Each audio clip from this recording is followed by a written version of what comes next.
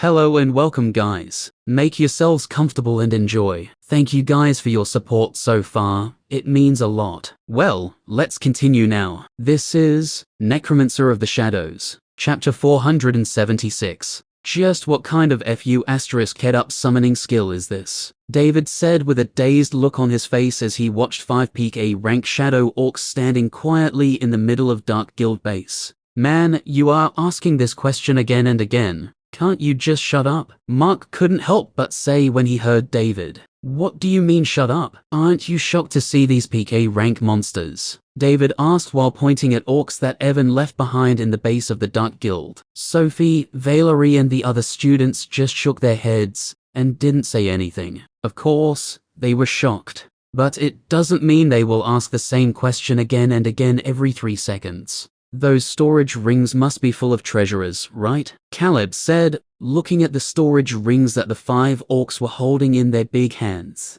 These were the storage rings that they collected after killing the people of the Dark Guild in the base. Do you want to rob them? Sophie asked in an amused voice when she heard Caleb. Caleb's mouth couldn't help but twitch when he heard Sophie. He looked at the imposing figures of the orcs that were releasing the aura of the peak of A rank, and hurriedly shook his head. What a joke. He still wants to live a long life. Those orcs can turn him into meat paste with a single slap. As they were talking, they saw Sebastian and others coming out from a building. Elijah just brought them to see the people who were captured by the Dark Guild. She already healed them using her healing skill, so all of them were fine. These people of the Dark Guild are really scums. They did not spare even such young girls, Amanda said in a cold voice as she walked with Sebastian and Nathan. Sebastian and Nathan didn't say anything, but from their expressions, it was clear they were also furious. Let's see if we can find any information regarding Dark Guild, Nathan said after a moment and looked in the direction of the building where Omers and Danny were present before their death. Using their spiritual senses, it was not hard for them to look for the important buildings of the base.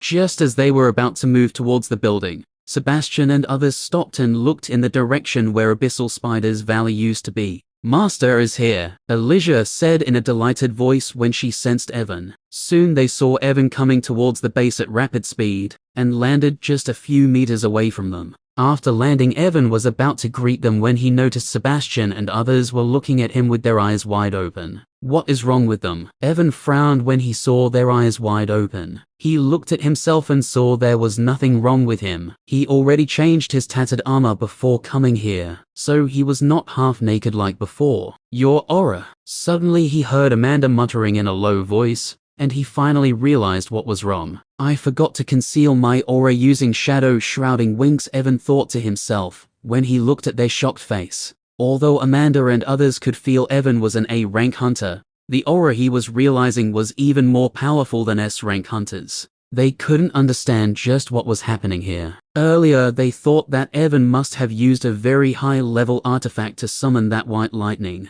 but now that they could feel his aura, they were not so sure. Even though all 3 of them were S-rank hunters, their aura was less powerful than Evan's. Evan used the effect of his shadow shrouding wings to retract his aura only when Amanda and others came back to their senses. Now do you understand, lowlifes? Elijah said in a prideful voice after seeing their shocked faces. This is why I was telling you to call my master Great Lord Ev _ Elijah stop. Evan didn't let Elijah finish her sentence, because he already knew what she was going to say. Elijah looked at Evan in confusion, not understanding why her master stopped her. Necros is waiting for you. He said he is going to beat you in the card game this time for sure. Evan could only use Elijah's card buddy to get rid of her for the time being. That musclehead wants to beat me, Elijah said in an amused voice and started laughing like she'd just heard the greatest joke of the century. Evan couldn't help but roll his eyes when he saw her laughing like an idiot. While still laughing and mumbling something that only she could understand, Elijah went inside Evan's shadow storage.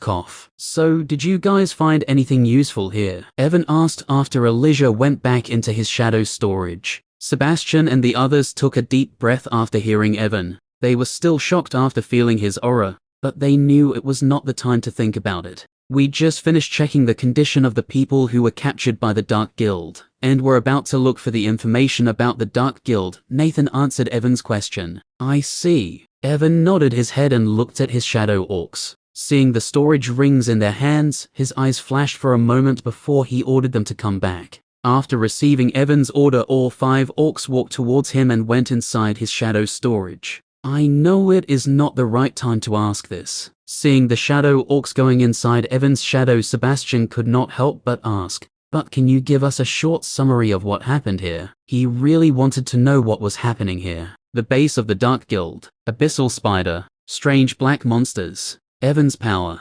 There were many things that didn't make any sense to him. Before doing anything, he really wanted to know what was going on. Nathan and the others didn't refuse what Sebastian said, because they also wanted to know what was happening. Evan paused for a moment after hearing Sebastian and then nodded. "Before I explain what happened, I want to say something very important," Evan said and looked at Amanda. "Miss, do you remember the monster tide of Naflium City?" Amanda was confused as to why Evan asked this question, but she nodded her head. She fought against the Hell Ape that was leading the monster tide, so of course she knew about it. Seeing Amanda nodding her head, Evan continued, "I saw you fighting the Hell Ape during Monster Tide, and I instantly fell in love with you. I love you, Amanda." Huh? Amanda's mind went blank, and she looked at Evan with a dumbfounded look on her face. The mouths of Valerie and others also opened wide, and they all looked at Evan with stunned looks. While everyone was still stunned, Evan's eyes flashed and he used flicker steps, instantly arriving in front of Amanda. His hand turned into an afterimage and slap. The sound of a loud slap rang out, and Amanda was thrown away with broken teeth and a bloodied mouth. Surprise Bish. Chapter 477. The atmosphere inside the base of the Dark Guild was dead silent. The mouths of Sebastian and others were opening and closing like goldfish. They wanted to say something, but no words came out of their mouths. They felt like their brain capacity was not enough to process the event that just happened. The eyes of Sebastian and others darted between Evan and Amanda, feeling like they just witnessed domestic violence. Amanda was lying on the ground with a bloodied mouth, some of her teeth were missing, and her brain was also trying to process the event that just happened. Suddenly a murderous aura started to cover the surroundings, along with sharp sword intent. Amanda's brain finally processed the old event that just happened, and now she was fuming with anger. Sebastian and others also came out of their shock after feeling the sharp sword intent along with the murderous aura. Amanda stood up slowly and looked at Evan, who was wiping his hands with a handkerchief as if he had touched something dirty. Her eyes were filled with hatred, and just by looking at her, anyone could tell that she was out for blood. Gulp*. Mark and the other students swallowed their saliva. Their bodies couldn't help but tremble because of the sharp sword intent and the murderous aura that Amanad was releasing. If not for Nathan and Sebastian who were stopping the aura of Amanda, they were sure that they would have fainted long ago because of the pressure. "This guy is dead for sure," David couldn't help but say in a frightened tone. As one of the students at Clear Sky Academy, he knew very well what type of personality Amanda had. He knew there was no way she would let Evan off after he slapped her. 3 seconds. Yo, you have 3 seconds to explain yourself before I cut you into thousands of pieces and feed you to the wild monsters, Amanda said, while gritting her remaining teeth. "Come on, my love, at least give me a few minutes to explain myself." "What can I explain in a mere 3_?" Amanda did not let Evan finish his sentence, and a sword appeared in her hand. A sharp sword aura burst outward, and she slashed towards him at the speed of light. Swoosh! A sharp sword slash that was 2 meters long instantly shot towards Evan, who was standing just a few meters away from her. Although Valerie and the other students were standing behind Nathan and Sebastian, their faces still turned pale because of the sharp sword aura that suddenly covered the surroundings. "What a violent woman!" Suddenly they heard Evan's amused voice, and saw him extending one of his hands outwards like he wanted to grab the sword slash that was coming towards him. Evan's eyes were shining with hazy white light, because of using temporal velocity. Although the sword slash was very fast, he was still able to see it clearly without any problem. Power aura, sonic resonance, mana reinforcement. He used mana reinforcement along with 2 skills, and his aura instantly changed. Now that his spiritual power increased by a great amount, he could use both mana reinforcement and his skills at the same time with much more freedom. Amanda and others watched with shocked eyes as Evan grabbed the incoming sword slash with his bare hand that was glowing with dark blue light. Just as he grabbed the sword slash, the high-frequency vibration of sonic resonance went inside it and, bang, the 2 meters wide sword slash was shattered into countless motes of sword light and scattered in surroundings. Swish, swish. Some of the motes of sword light touched the ground, and small crevices started to form on it. Evan ignored the ground around him that was being destroyed by sword light, and looked at Amanda with a faint smile on his face. You will have to try harder if you want to cut me into thousands of pieces. Amanda came out of her shock after hearing Evan. Sebastian and Nathan also came back to their senses and looked at Evan with a shocked look on their faces. Although that sword strike was not Amanda's most powerful attack and they could block it, Sebastian and Nathan both knew that the way Evan stopped it was just ridiculous. Suddenly both of them felt the sword aura in the surroundings increasing and saw Amanda was preparing an even more powerful attack. Stop! Seeing Amanda was about to launch a more powerful attack, Sebastian quickly moved and appeared between Amanda and Evan.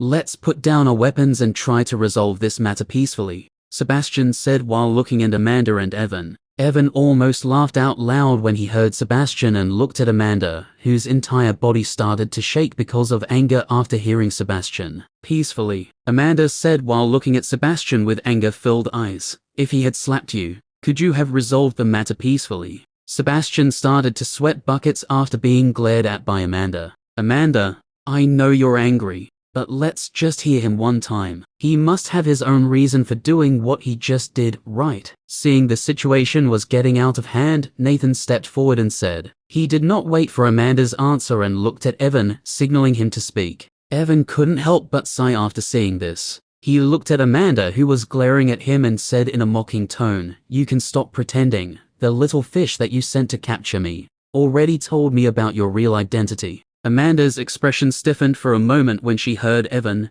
but they returned to normal instantly. Real identity. Nathan and Sebastian raised an eyebrow when they heard Evan and looked at him in confusion. Evan clearly noticed the change in Amanda's expression a moment ago, but he ignored it and continued to speak. You have been trying to capture me for such a long time, and now that I'm standing in front of you, you are acting all ignorant. There is no point in pretending in front of me, Sarah. I already knew everything about you. Sarah. Sebastian and Valerie were stunned when they heard Evan because they still remember Evan telling them about her. But did not he say that Sarah was from Ravenhurst City? Both Valerie and Sebastian thought at the same time because Amanda is from Naflium City. What are you talking about? Amanda asked in a confused voice after hearing Evan. Man, I hate this kind of hide-and-seek game, Evan muttered and tousled his hair in irritation. He looked at Amanda, then nodded his head. All right, I have a better way that will help us reveal your identity. Nathan and the others were confused when they heard Evan and wanted to ask him what was he talking about.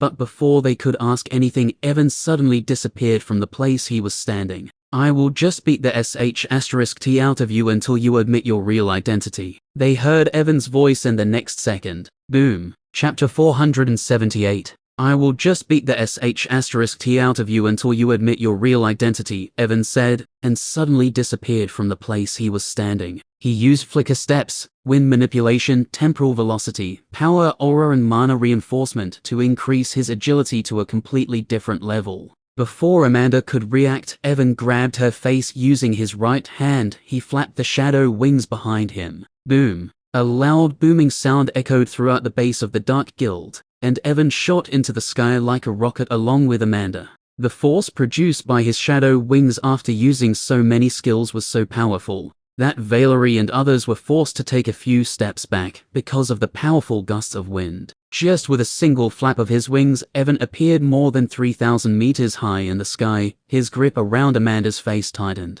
Using the remaining momentum speed, he spun 360 digress and threw Amanda in the far distance, so that normal people who were present in the base of the Dark Guild would not be affected by their fight. Boom. The force that Evan used when throwing her was so great that Amanda's body instantly broke the sound barrier. Amanda's face turned pale, and she tried to control her body using her flying skill. She was sure that if she crashed to the ground at her current falling speed, she would definitely suffer some serious injuries. But Evan had no intention of giving her any chance. Blazabringer gauntlets came out from his shadow storage, and he wore them. The passive skill of Blazibringer gauntlets activated the moment he wore them, and both of his arms were now covered in fire. He once again flapped his shadow wings. Boom! A loud booming sound reverted throughout the sky, and Evan turned into a streak of orange light. Amanda was still trying to regain her balance when her danger sense skill started to scream. She looked ahead and saw Evan coming towards her like a meteorite.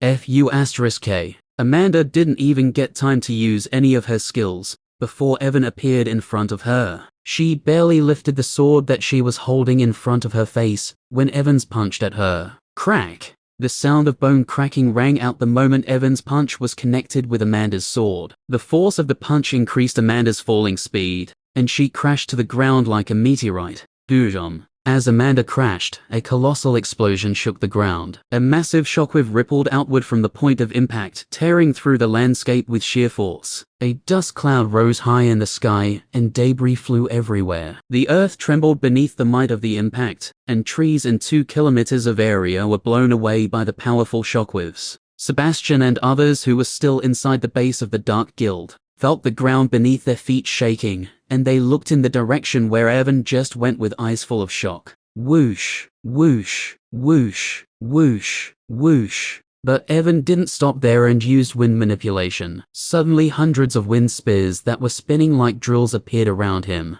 Go! He waved his hand, and all the spears shot inside the dust cloud. Although his earlier attack was definitely fatal, he couldn't underestimate an S-rank hunter. Boom, boom, boom, boom, rumble. Booming sounds echoed out one after another as wind spears went inside the dust cloud, and the ground started to shake. Boom! The final wind spear pierced the dust cloud, and Evan finally stopped his attack. His eyes shined with green light, and he was about to blow away the dust cloud using wind manipulation, when his expression changed. Swish! Suddenly the dust cloud was parted away, and a sword slash came out from it. Evan used his high agility and tried to step aside. The sword slash narrowly missed Evan's neck, who would have been beheaded if he had moved a moment later. Evan touched the right side of his neck and felt a trickle of blood coming out. He looked down and saw Amanda standing in the middle of a crater that was 200 meters wide in diameter. There was a light blue barrier around her that was filled with cracks and was slowly fading away. Evan raised an eyebrow in surprise when he saw Amanda standing in the middle of the crater.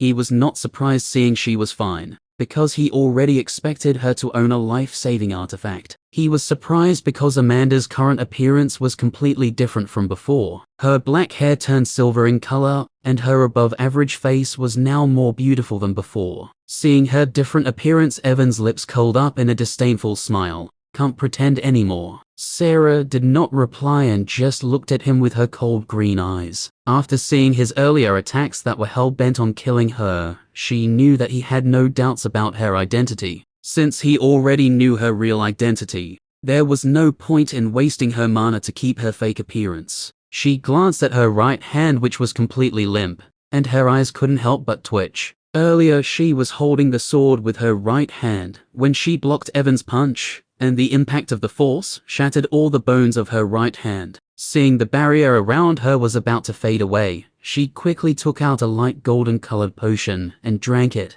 Crack! Just as she drank the potion, the bones in her right hand made crackling sounds and moved like worms. It was the first time Evan saw such an effective healing potion, so he couldn't help but feel shocked. Sarah's face winced in pain when the bones in her hand moved, but she gritted her teeth and did not make any sound. The barrier around her disappeared after 10 seconds, but Evan's gaze was fixed on Sarah's right hand, which was now completely healed. Now we can play for real, Sarah said, and the sword aura that was far more powerful than before burst forth from her body. Evan stopped looking at her hand and took a deep breath. He also stopped holding back, and his aura also erupted like a tidal wave. Sarah pressed her feet on the ground and suddenly shot towards Evan. Evan also flapped his shadow wings and moved towards her. Both of them arrived in front of each other in less than a second and boom. Chapter 479. As Evan and Sarah were fighting, Sebastian was telling Nathan about Sarah.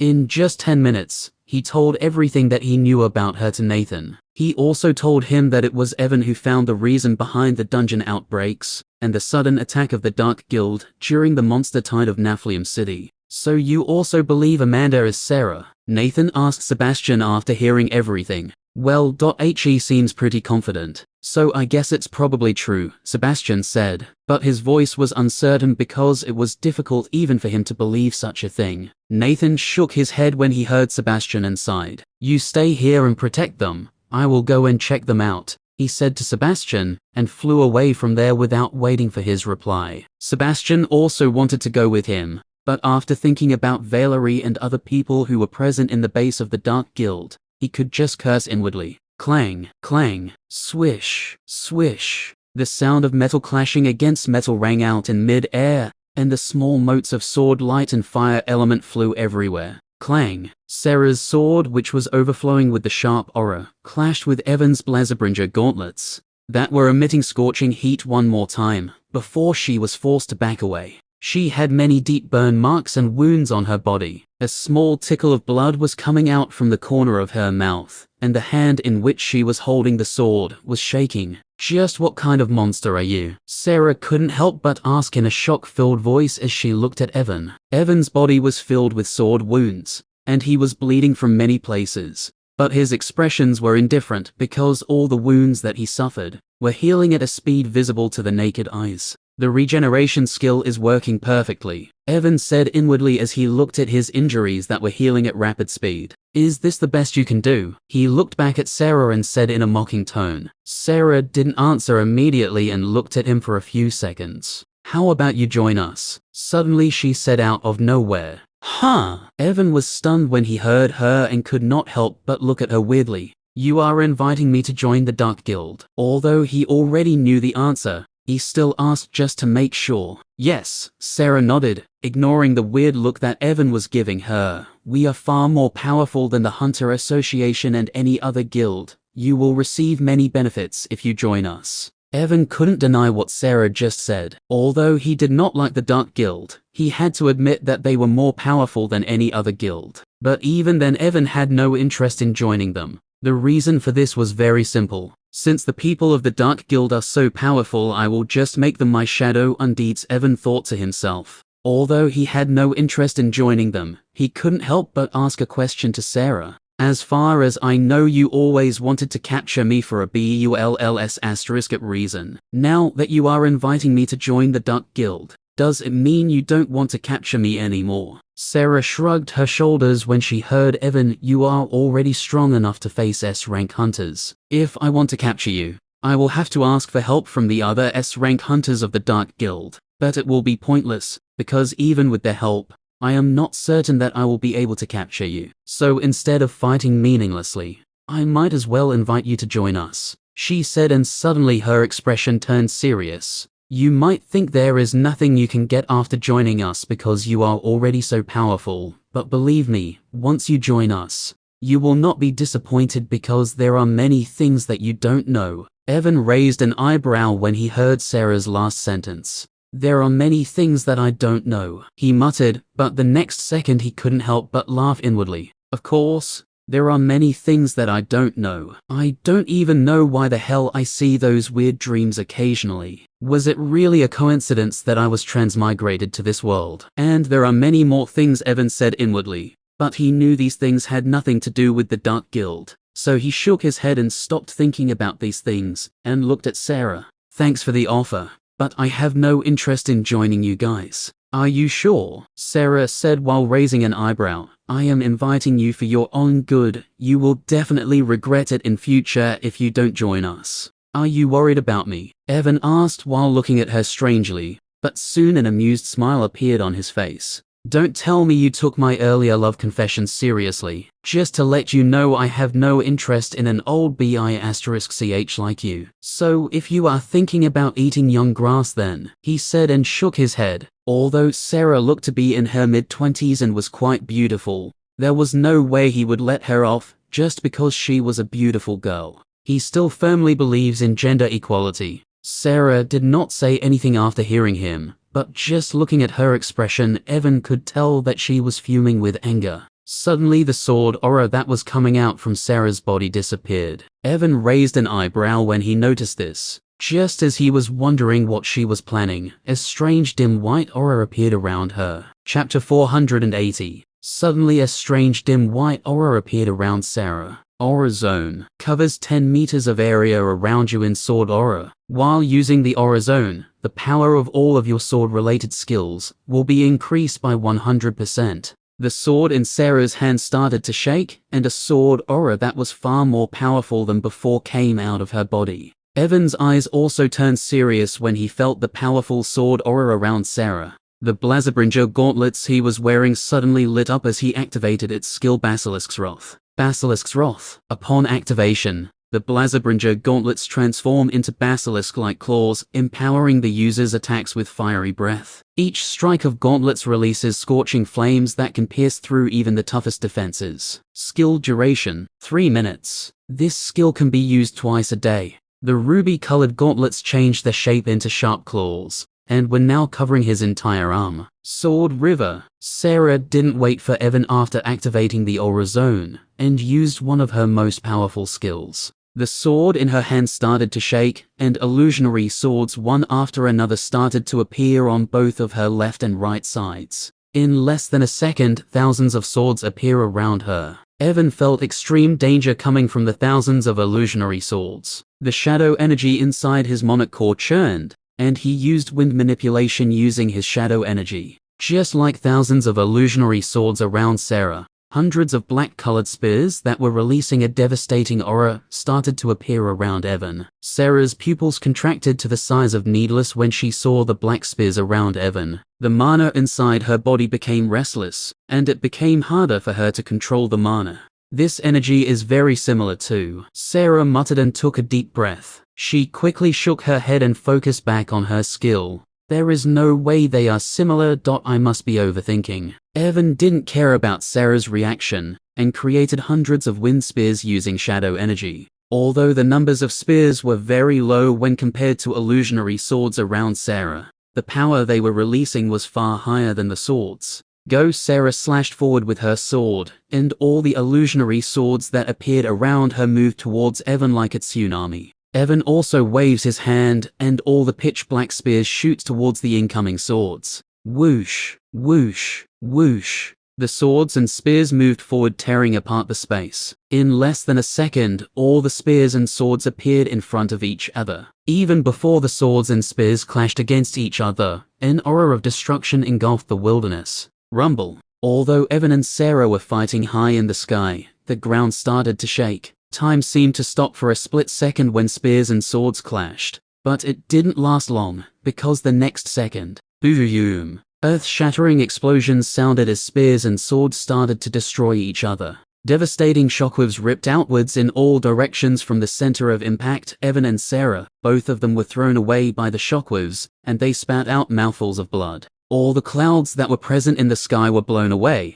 The rumbling of the ground intensified, and more than 20 kilometers area of the wilderness was completely destroyed. At the center of the impact where both attacks collided, the space barrier was broken, and small spiral cracks appeared. Damn, I thought my wind spears will easily destroy her attack. Evan muttered after stabilizing himself. He wiped the blood from the corner of his mouth, and was about to move away when all the hairs on his body stood up. He quickly looked up and saw Sarah hovering around 100 meters above him. The sword in her hand was shining with bright white light, and was releasing a frightening aura. Her cold green eyes were fixed on him as she slashed down the shining sword towards him. World Splitter. Just as she slashed down, a devastating sword aura filled the surroundings. The space shook, and Evan saw a vertical crescent moon-shaped sword slash come toward him, split opening the space. Evan still remembered how this same attack killed the Hell 8 during the Monster Tide, so he already knew how powerful this attack was. Although he was using temporal velocity skill, the sword slash was still too fast, and instantly arrived in front of him, not giving him any chance to dodge. Using all of his willpower, Evan resisted the sword aura that was filling the surroundings, and activated 2 of his skills at the last second. The Blazabringer gauntlets that were covered in the fire lit up with azure light as the sonic resonance was activated. Here Evan shouted and punched the incoming sword slash using all of his strength. Stupid, Sarah said in a sneering voice when she saw what Evan was doing. But what happened next made her blood turn cold. Just before Evan's punch clashed against the sword slash, The azure light around his gauntlets turned pure white, as he directly used 10,000 souls as fuel to increase the power of sonic resonance. The sonic vibrations that were coming out from Evan's punch suddenly intensified. There, the sword slash and Evan's punch clashed, and the powerful sword slash that killed the Hell Ape was destroyed without any resistance. The sword aura that was filling the surroundings instantly disappeared the moment sword slash was destroyed, and instead of sword aura, sonic vibration filled the surroundings. COUGH*. Sarah coughed out a mouthful of blood when her body came into contact with the sonic vibrations. Her internal organs shook, and she felt like her body would explode into blood mist at any moment. If not for the fact that she was an S-rank hunter, and was protecting herself using mana, she would have died the moment she came into contact with powerful sonic vibrations. Evan also felt his internal organs shaking because of the powerful sonic vibrations. He wanted to control the power of the sonic vibrations, but before he could control them, bang! A small explosion sounded and his right hand, which he used earlier to activate sonic resonance, exploded into blood mist. Chapter 481. Bang! With a small bang, Evan's right hand exploded into blood mist because of the powerful sonic vibrations. FU*K. Evan felt a pain like never before when his hand exploded, but he gritted his teeth and endured it, because the surrounding was still filled with powerful sonic vibrations,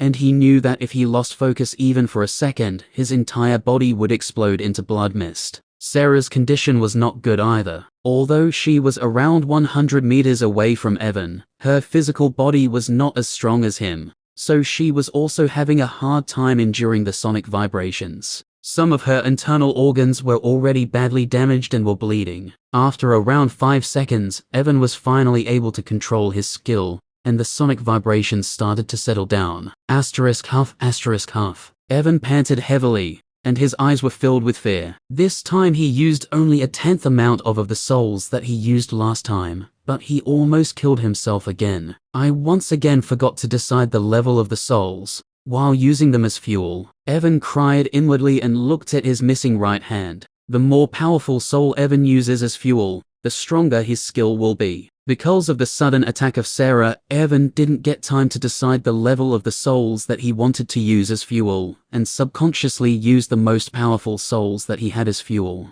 Among the 10,000 souls that he used, most of them were of AE+, and B+ rank. If not for the fact that he immediately controlled the power of his sonic resonance skill, after feeling the danger and stopped providing mana to his skill, his entire body might have exploded because of the sonic vibrations. Damn, it hurt like hell. Evan tried to stop the bleeding using the regeneration to its full power, but the pain he was feeling still made him cry. *Cough. Suddenly he heard the sound of coughing and saw Sarah, who was almost on the verge of collapsing. Although she protected herself using mana, her eyes, nose, ear and mouth were all bleeding. Just by looking at her, anyone could tell that she sustained serious internal injuries. Evan wanted to attack immediately seeing her condition, but looking at his hand that was still dripping with blood, he knew he first had to do something about it. Moreover, he looked towards the ground and saw the Blazabringer gauntlet that he was wearing in his right hand lying on the ground. The entire gauntlet was filled with cracks, and was looking like it would shatter at any moment. The Blazabringer gauntlet is a pair artifact. Since the right part of the gauntlet stopped working because of the damage, the left part of the gauntlet was also useless. The ruby-red gauntlet that Evan was wearing in his left hand already returned to its normal state, and was looking like an ordinary gauntlet. The scorching heat that it was releasing a moment ago completely disappeared. Now, along with finding the evolution materials, I also need to fool Valerie to repair these gauntlets for me. Evan complained inwardly, but because of thinking about evolutionary materials, he remembered about Carnage. Without wasting any time, he took out Carnage, which was loaded with bullet made from Pluto. Although Carnage's weight was more than 200 kilograms, he was still easily able to hold it just by using his left hand. He aimed Carnage at Sarah, who was still trying to regain her senses, and activated the mana strengthening skill to increase the power of the bullet. Sarah, who was still trying to regain her senses, suddenly felt a chill running down her spine. Bang! A loud sound of a gunshot rang out, and Evan was pushed back because of the recoil, but he didn't care about it, and activated the other two skills of the Carnage. The first skill was the Phantom Shot. Phantom Shot. Shots fired from the carnage can phase through obstacles, allowing you to take down enemies who think they are safe behind cover. Can only be used 3 times a day. The second skill was Zephyr Precision. Zephyr Precision. The Carnage rifle's shots can be adjusted mid-flight, allowing the user to change the trajectory of their bullets to hit targets from unexpected angles. Because he was holding the rifle with a single hand, it was hard for him to aim perfectly, which is why he used this skill. Using his spiritual power, he guided the bullet that headed straight towards Sarah's head. The moment the sound of the gunshot rang out, Sarah already knew what was coming, and she immediately tried to create a mana barrier in front of her. Although she was sure the normal mana barrier wouldn't be able to stop the bullet, she thought that she would still get enough time to dodge the bullet because of the mana barrier. But the mana barrier that Sarah created was completely useless because of the skill Phantom Shot. The bullet phased through the mana barrier that Sarah created, and under the guidance of Evan, went straight towards her head. Bang! Another small bang resounded throughout the sky, and Sarah's head exploded like a watermelon. Evan watched as the headless body of Sarah twitched in mid-air, and soon started to fall down. Boom! With a small booming sound, the headless body of Sarah dropped to the ground, creating a small crater in the process. Evan sighed in relief when he saw this, and immediately summoned Elijah to heal his hand. Although Elijah couldn't grow back his lost hand in a few seconds, it was not a problem for her to stop the bleeding completely. Under the effect of regeneration and Elijah's healing skill, the bleeding of his hand soon stopped. Thanks Elijah. Evan thanked Elijah after his hand stopped bleeding, and summoned her back into his shadow storage. He came down from the sky and landed beside Sarah's headless body. He wanted to turn her into shadow undead,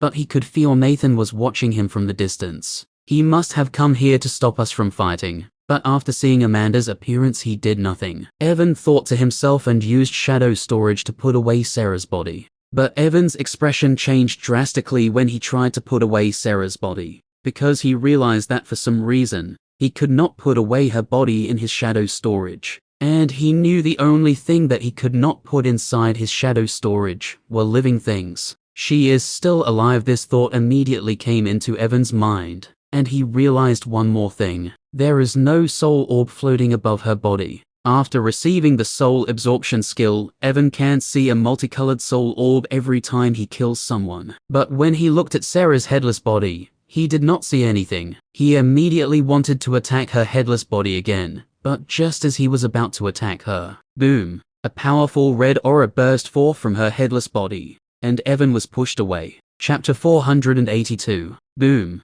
A red aura erupted from Sarah's headless body, and Evan was forced to retreat. After steadying himself, when he looked at her headless body again, his eyes widened in shock as he saw her slowly standing up. The flesh around Sarah's neck was moving like earthworms and regenerating her head at astonishing speed. Evan felt his scalp go numb when he saw how her flesh was moving like worms, and was glad that he had not eaten anything for the last few hours. Although Evan was deeply shocked to see that she was still alive despite losing her head, he knew this was not the time to think about it. He took out Carnage once again, and loaded another bullet made of Paluto inside it. He was ready to shoot the bullet when suddenly the flesh that was moving around Sarah's neck trembled, and a few small chunks of flesh that was surrounded by the red aura shot towards him. Although they were just chunks of flesh, Evan's instincts urged him to run away from there. Although Evan felt it was strange, he trusted his instincts, and quickly flew away from there using his shadow wings.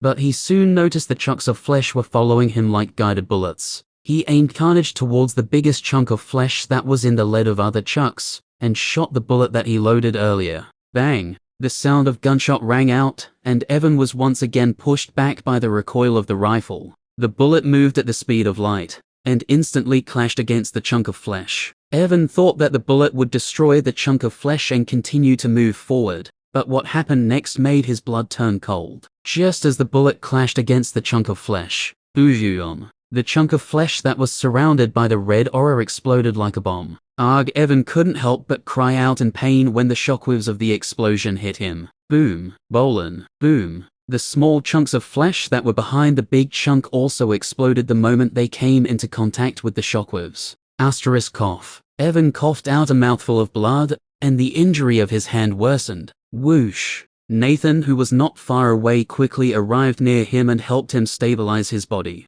"Are you alright?" he asked him after stopping the remaining shockwaves. He wanted to help Evan the moment he saw the red aura coming out from Sarah's body, but everything happened so fast that he didn't get time to do anything. Evan winched in pain and was speechless because of Nathan's question. Of course, he was not fine. "Can't this old man see that one of my hands is missing, and my internal organs are damaged?" Evan wanted to complain, but he knew it wasn't the time for that, so he nodded his head. He stopped using regeneration because it consumes stamina, and after using regeneration so many times during the battle, he already started to feel tired. He held his bleeding hand and looked at Sarah's, whose head was almost regenerated. But when he looked at her, he couldn't help but feel shocked. "What the FU*K is going on?" Evan muttered and felt a chill running down his spine. Nathan was the same, and he also felt his heart turn cold. At this moment, the red aura around Sarah disappeared, and she looked in Evan and Nathan's direction. When Sarah looked at them, both Evan and Nathan stiffened, as Sarah now had 3 heads.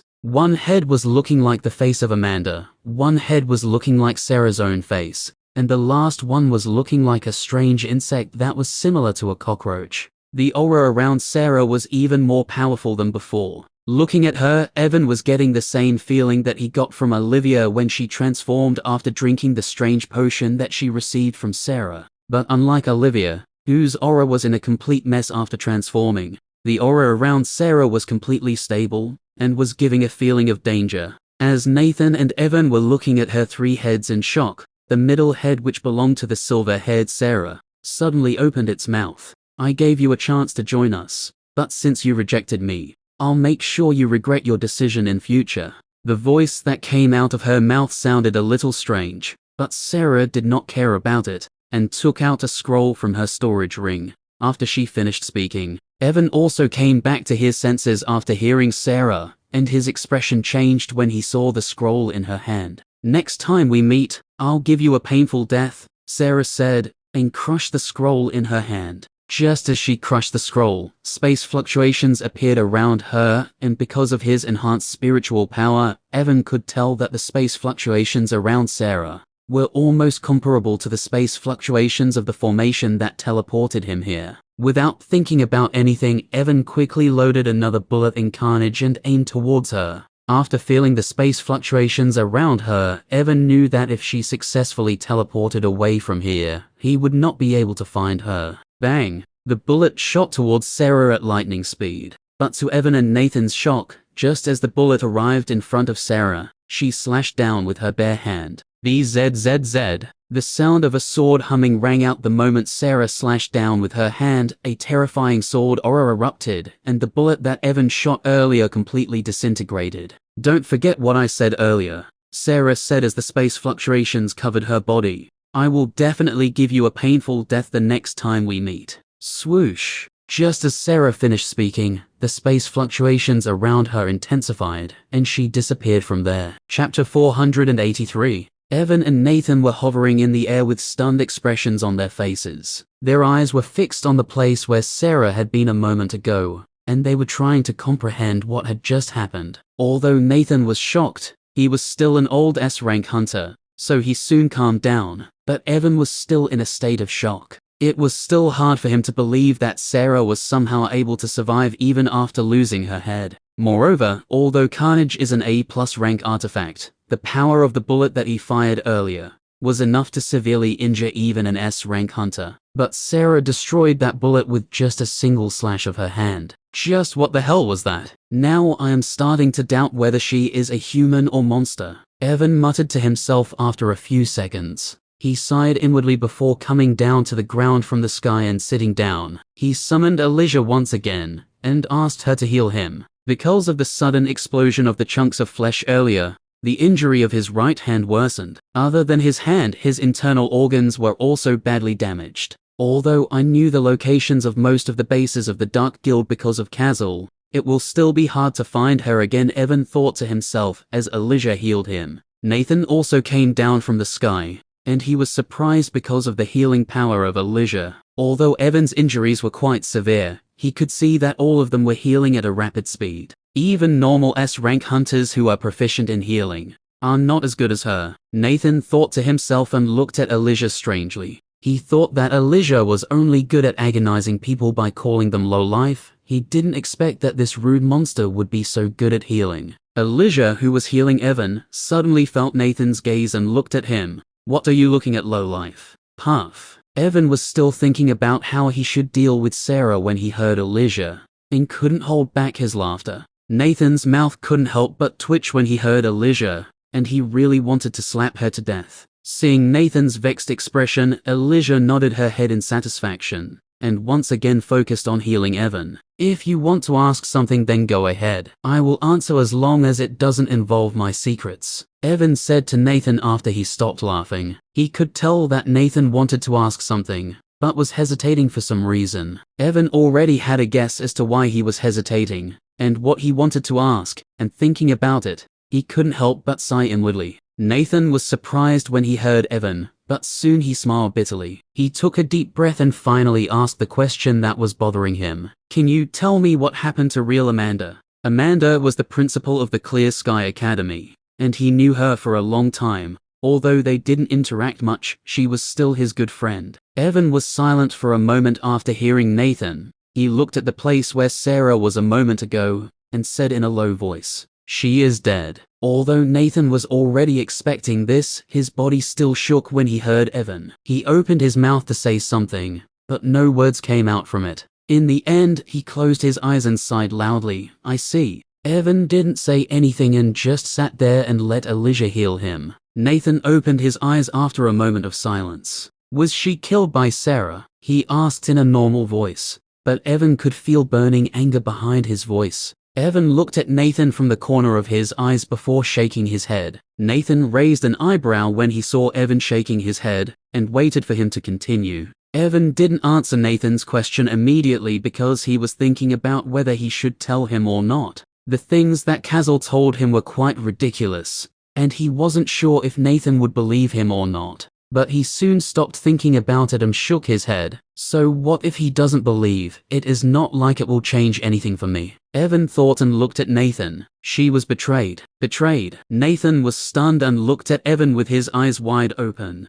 "What do you mean by she was betrayed?" Damien, Evan said. "It was Damien who killed her. The guild master of the White Shark Guild who fought alongside Amanda during the monster tide." Nathan's body trembled when he heard Evan, and he immediately shook his head. "Impossible. Amanda and Damien. Both of them were very good friends, and even fought against the monster tide side by side. Why would he kill her?" "It was precisely because of the monster tide that he killed her," Evan said after hearing Nathan. "What do you mean?" "You should know Damien lost one of his hands during the monster tide, right?" Evan asked. Nathan nodded his head and suddenly thought about something. "Don't tell me." Seeing Nathan's expression, Evan nodded his head. "That's right. He killed her because of the poison of Hell Flame. The flames of Hell 8 were very special, and after getting severely injured by the Hell Flames, there was a very small chance that the person would suffer from flame poison. Unfortunately, Damien was unlucky and got infected by the flame poison. Although his life was not in any danger,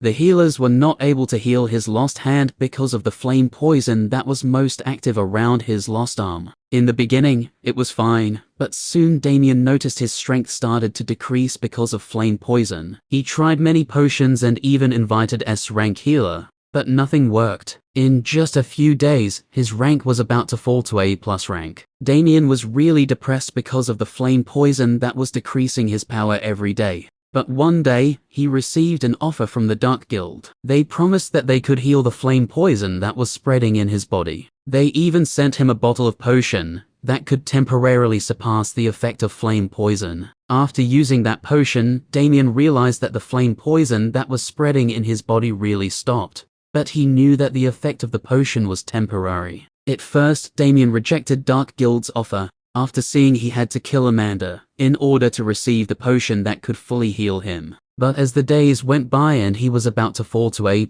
rank, Damien started to panic. He knew that he would soon lose his status as an S-rank hunter, and once he fell to A+ rank, his status as the guild master of White Shark would also be snatched away by someone else. Under the pressure of losing his status, Damien finally couldn't endure it, and accepted the Dark Guild's offer. He invited Amanda, saying he needed her help. As Amanda was aware of his situation, she thought that he needed help because of the flame poison, and went to meet him. Unfortunately, when she went to meet him, she was ambushed by Damien and died. Chapter 484. That MOTHERF*. Nathan gritted his teeth in anger after hearing Evan, and he lost control over his aura for a moment. When Evan heard Nathan, who always acts like a dignified old man, cursing, he pursed his lips and decided not to comment on it. But suddenly something clicked in Nathan's mind, and a frown appeared on his face. "You said Amanda was killed by Damien, right?" He looked at Evan and asked. "Right." Evan nodded his head. The frown on Nathan's face deepened after hearing Evan. "When Sarah was fighting against you, she was using Amanda's skills," Nathan said in a low voice, looking at Evan. At first, Evan didn't understand what Nathan was trying to say. But when he finally understood what he was saying, his eyes opened wide. "That's right. Sarah was using Amanda's skills while fighting against him. Does it mean she has a way to steal the skills of other people?" Evan thought with a serious look on his face. But suddenly he remembered Sarah's appearance before she disappeared. 3 heads. And among those 3 heads, 1 head was of Amanda's. Then Evan thought about Carlos, who attacked him and Valerie outside of the Frozen World dungeon. That guy could use the skills of the Wind Wolf. Evan muttered inwardly, remembering how Carlos could use the skills of the Wind Wolf. After Carlos's death, his body was sent to the research facility of the Silver Star Guild to find the reason behind his strange transformation, and according to what Valerie told him, the results of the tests showed that someone merged a Wind Wolf with Carlos, using a strange method. Could it be that Sarah had merged Amanda with herself, just as Carlos had merged the Wind Wolf with himself? Evan muttered in a shocked voice and felt a chill running down his spine. If this is true, then doesn't it mean that BI'CH was holding back while fighting against me? Evan thought, and his expressions turned ugly. During the entire fight, Sarah only used skills of Amanda, and didn't show any of her original skills. Why do I feel like she was treating me as a test dummy, to test the powers of Amanda's skills? The more Evan thought about this matter, the uglier his expressions became. Now he was feeling like Sarah was just playing with him during the entire fight, and didn't take him seriously at all. This was the first time something like this happened to him, so he did not know how to react. Nathan was looking at Evan, so he clearly saw his expressions that were rapidly changing. Looking at his changing expressions, he could guess that Evan knew something about the fact that Sarah could use Amanda's skill. But he didn't ask him immediately, and waited for a few minutes before Evan's expression returned to normal. After his expression returned to normal, Nathan finally asked him what does he knew about this matter. Evan had no reason to hide anything from him, so he told him about Carlos, and how someone merged him with a Wind Wolf, so that Sarah somehow merged herself with Amanda and got her skills. Nathan said in a voice full of disbelief. He was almost 200 years old, and he never heard anything like this, so it was natural that he would feel shocked after hearing someone can merge themselves with other hunters to receive their skills. Although it is just a guess, I am 90% sure this is the reason why she was able to use Amanda's skill. Evan nodded his head after hearing Nathan. As Evan told Nathan about his guess, he couldn't help but think about his shadow possession skill. After using shadow possession, he can merge a shadow undead with himself and get all of its skills and power. Why does Sarah's method seem very similar to my shadow possession skill? Evan thought to himself and fell into deep thought, but he soon shook his head and stopped thinking about it. Even if he thinks about this matter the whole day, he knows that he won't reach any conclusion. He still needs to gather more information about Sarah, if he wants to compare his shadow possession skill with her. Now I can roughly guess why she wanted to capture me, and Valerie. Evan thought inwardly and shook his head. He was always curious as to why Sarah wanted to capture him and Valerie, and now he finally received his answer. But suddenly his expression changed when another thing came into his mind. Wait, something is not right. Evan frowned and closed his eyes for a moment. According to Kazal, Amanda was killed by Damien, and he gave her body to Sarah. Now Sarah has all of Amanda's skills, which means she successfully received all of Amanda's skills by using her dead body. Evan thought, and his eyes flashed with confusion. As far as I knew, Sarah always wanted to capture me and Valerie alive. If she can receive skills using dead bodies, Why did she want to capture me and Valerie alive? If Sarah wanted him dead, he would have died the moment he was captured by Layla in the Aquaville city. But because Sarah wanted to capture him alive, she asked Layla to not kill him after capturing him. Is there a reason why she wanted to capture me and Valerie alive? Evan said inwardly, and it did not take him long to realize what was different between Amanda and him. Both Valerie and I have unique physiques. Does she want to capture us alive because of this? Evan thought to himself and felt that it was most likely the case. Just as Evan was thinking about his physique, he suddenly received a message from the Miss Spider, whom he sent in search of the Titan Elephant and Stone Buffalo. Evan immediately stopped thinking about Sarah after receiving the message from Miss Spider and looked at Nathan. Hey old man, want to stretch some of your muscles? Chapter 485. You encountered Titan Elephant and Stone Buffalo while coming here, Evan said in a surprised voice, and finally understood why Sebastian and others took more than 15 hours to come here. He just received a message from Miss Spider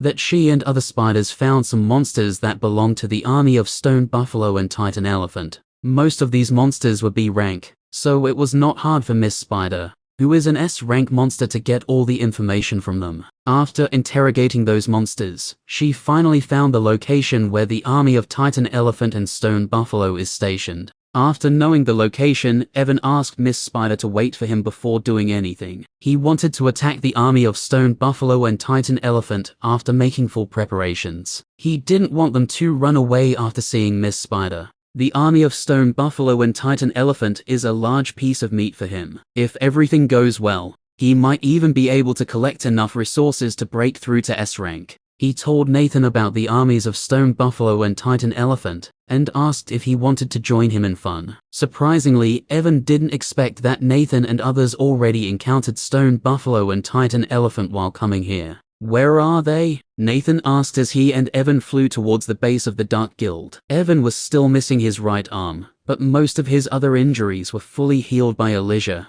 Not far from here. We should be able to reach there in 1 hour if we go there at a full speed, Evan said, after confirming the location one more time. Nathan nodded his head after hearing Evan and asked the most important question. How many monsters are there? I don't know, Evan shook his head. The monsters that Miss Spider caught had no idea about the total number of monsters under the command of Stone Buffalo and Titan Elephant. A frown appeared on Nathan's face after hearing Evan. So you are planning to go there without even confirming how many monsters are there? Don't worry. I already sent one of my summon monsters to scout the situation. We will soon receive the details about their numbers, Evan said calmly when he saw the frown on Nathan's face. After getting the location from Miss Spider, he sent Eclipse to scout the situation. Since it is very good at concealing itself, he was not worried that it would alert the army of Stone Buffalo and Titan Elephant. The frown on Nathan's face relaxed after hearing Evan. Although he was very curious about Evan's summoning skill,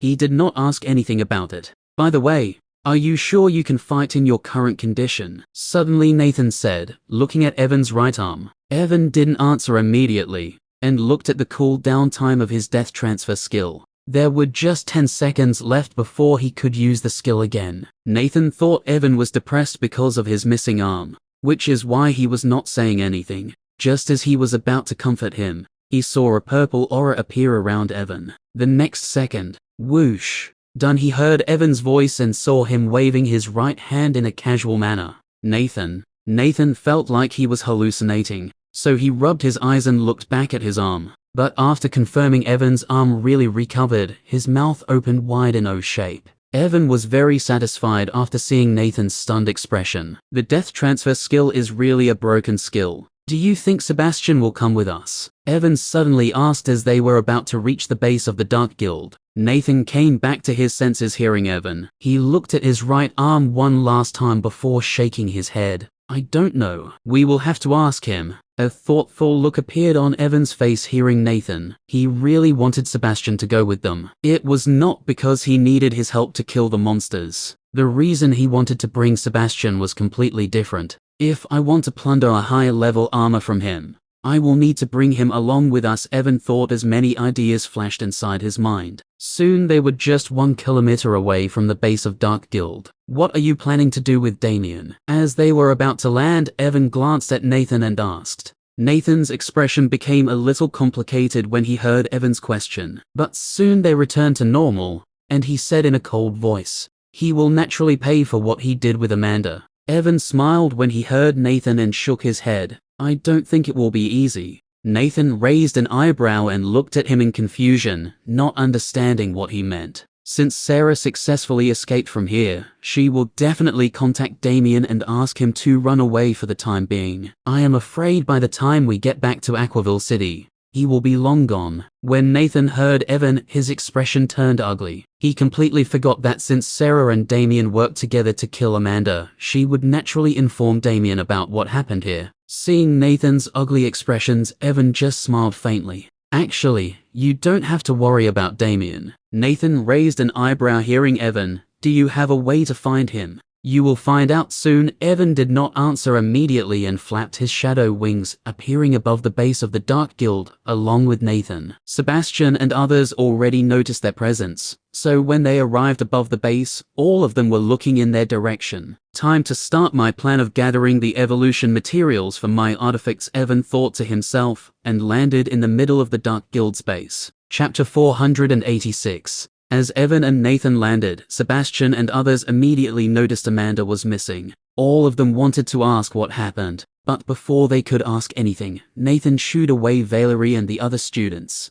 because he wanted to talk to Sebastian about the Titan Elephant and Stone Buffalo. Valerie and the other students were very dissatisfied, but they could only call Nathan an old fart inside their minds, and had no choice but to leave from there. Soon Valerie and others left, leaving behind only Evan, Nathan and Sebastian. Before Sebastian could ask, Nathan told him what happened earlier, and how Sarah escaped. He also told him about Damien's betrayal and Amanda's death. Sebastian was also shocked to hear that Damien killed Amanda. His shock was even greater than Nathan's because he and Damien were old friends. When Evan had told him that the Dark Guild would attack the city of Naflium during the Monster Tide, he had passed that information on to Damien. But he never thought that his friend would actually work with the Dark Guild. After hearing everything, his expressions were quite complicated, and he couldn't help but sigh inwardly. "So, what should we do next?" Sebastian asked in a tired voice. Too many things happened in such a short period of time. Attack of the Dark Guild, death of Amanda, betrayal of Damien. Now there were just too many things they had to deal with. Nathan was about to speak when Evan beat him. "We are going to wage a war." Both Nathan and Sebastian looked at him blankly, not understanding what he meant. When Evan saw their expressions, he smiled and explained calmly. "I knew about all the bases the Dark Guild built around the world. Since we knew about their bases, don't you think it is time to wipe them out?" Evan said with a smile on his face. Because Kazal was an S-rank hunter and one of the top members of the Dark Guild, he had complete information about the Dark Guild. After Evan turned him into a shadow undead, he obediently told him everything that he knew. Although Evan wanted to deal with the Dark Guild alone, he knew it would be difficult if he decided to do everything by himself. With the help of his shadow undeads, he had enough confidence to face the Dark Guild, but the bases of the Dark Guild were scattered all over the Aurora world. If he decided to destroy every single base by himself, it would take him a long time to accomplish such a goal. This is why he decided to tell Sebastian and Nathan about some of the bases of the Dark Guild, so that they could destroy them. After hearing Evan knew about the locations of the bases of Dark Guild, the eyes of Sebastian and Nathan lit up. Nathan also understood why Evan said he could find Damien. Since Damien is working with the Dark Guild, he will definitely go to one of the bases of the Dark Guild after escaping from Aquaville City. And since Evan knew about the locations of all the bases, it would not be hard for them to find him. Where are they located? Sebastian had long wanted to destroy the Dark Guild, due to their constant attack on Valerie. So now that he heard Evan knew the locations of all the Dark Guild bases, he couldn't stop himself from asking. Success. Evan smiled inwardly after hearing Sebastian's eager voice, but outwardly his expression did not change. "Don't worry, I will give you a complete map that will indicate all the locations of the Dark Guild bases," Evan said after hearing Sebastian. Sebastian was delighted that Evan agreed to tell him about the locations of the Dark Guild bases, and felt his face was now more pleasing to the eyes. "By the way, I need some dark energy crystals, some blood energy crystals, and a few kilograms of void silver. I wonder if Guildmaster Sebastian has these things." The smile on Sebastian's face suddenly stiffened, and he looked at Evan with his eyes wide open. Damn bastard. Although Evan asked the question in a casual manner, in Sebastian's ear, the meaning of his question was completely different. I will give you a complete map that will indicate all the bases of the Dark Guild, but you will have to give me some dark energy crystals, some blood energy crystals, and a few kilograms of void silver. Nathan also looked at Evan with dead eyes, not knowing what to say. Although Evan was a little embarrassed when Nathan and Sebastian looked at him with dead eyes, his skin was too thick, so he did not think much about it. I will have to ask the resource manager of my guild to see if I have the things that you mentioned. Seeing Evan had no intentions of giving the map for free, Sebastian showed him a stiff smile and said, "Oh really? Thank you, Guildmaster. I was just asking casually, but since you want to donate those things I won't refuse," Evan said shamelessly and nodded his head. Sebastian, He took a few deep breaths and chanted mind-calming sutra inwardly, so that he wouldn't kill Evan. Nathan shook his head after seeing Evan's gleeful smile, and told Sebastian about the monster army of the Stone Buffalo and Titan Elephant. Sebastian's expression turned serious when he heard about the armies of 2S rank monsters. Just like Nathan, he also asked how many monsters are there in the monster army, and Evan gave him the same answer. "So, do you want to come?" Nathan asked after telling him everything. "I want to go with you, but," Sebastian said and looked in the direction of Valerie and other students. "Don't worry about them. I will leave 20A+ rank monsters here to protect them," Evan said when he saw Sebastian was looking at Valerie and the other students. Sebastian, question mark, question mark, question mark. Nathan, question mark, question mark, question mark.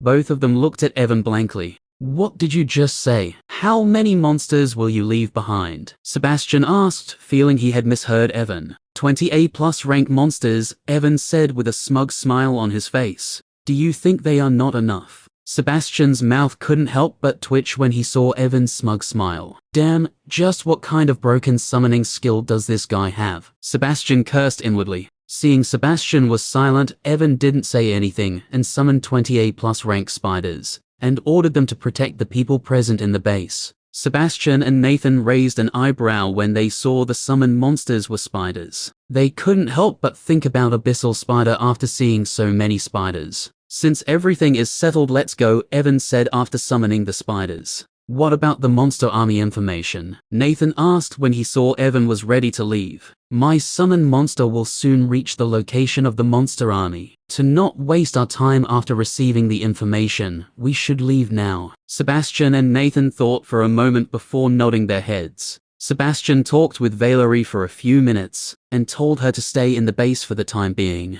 After arranging everything, Evan, Sebastian and Nathan left the base and flew towards the location of the monster army. Chapter 487. 40 minutes after Evan, Sebastian, and Nathan left the Dark Guild's base, Evan finally received a message from Eclipse. He immediately stopped flying and asked Sebastian and Nathan to wait for a minute. He used shadow sensors and connected his vision with Eclipse. As his vision connected with Eclipse, Evan saw hundreds of groups of monsters gathered together in an open area. Eclipse was standing at the top of one of the hills, so Evan was clearly able to see all the monsters that were gathered in the area. As far as his eyes can see, the only thing that he saw were groups of monsters. There were different kinds of monsters, and after seeing them, Evan couldn't help but think about the monster tide of Naflium City. But there was actually a very big difference between the monster tide of the Naflium City and the group of monsters in front of him. The number of monsters gathered here is at least 3 times greater than the monsters that attacked Naflium City. Evan thought and his eyes burned with excitement.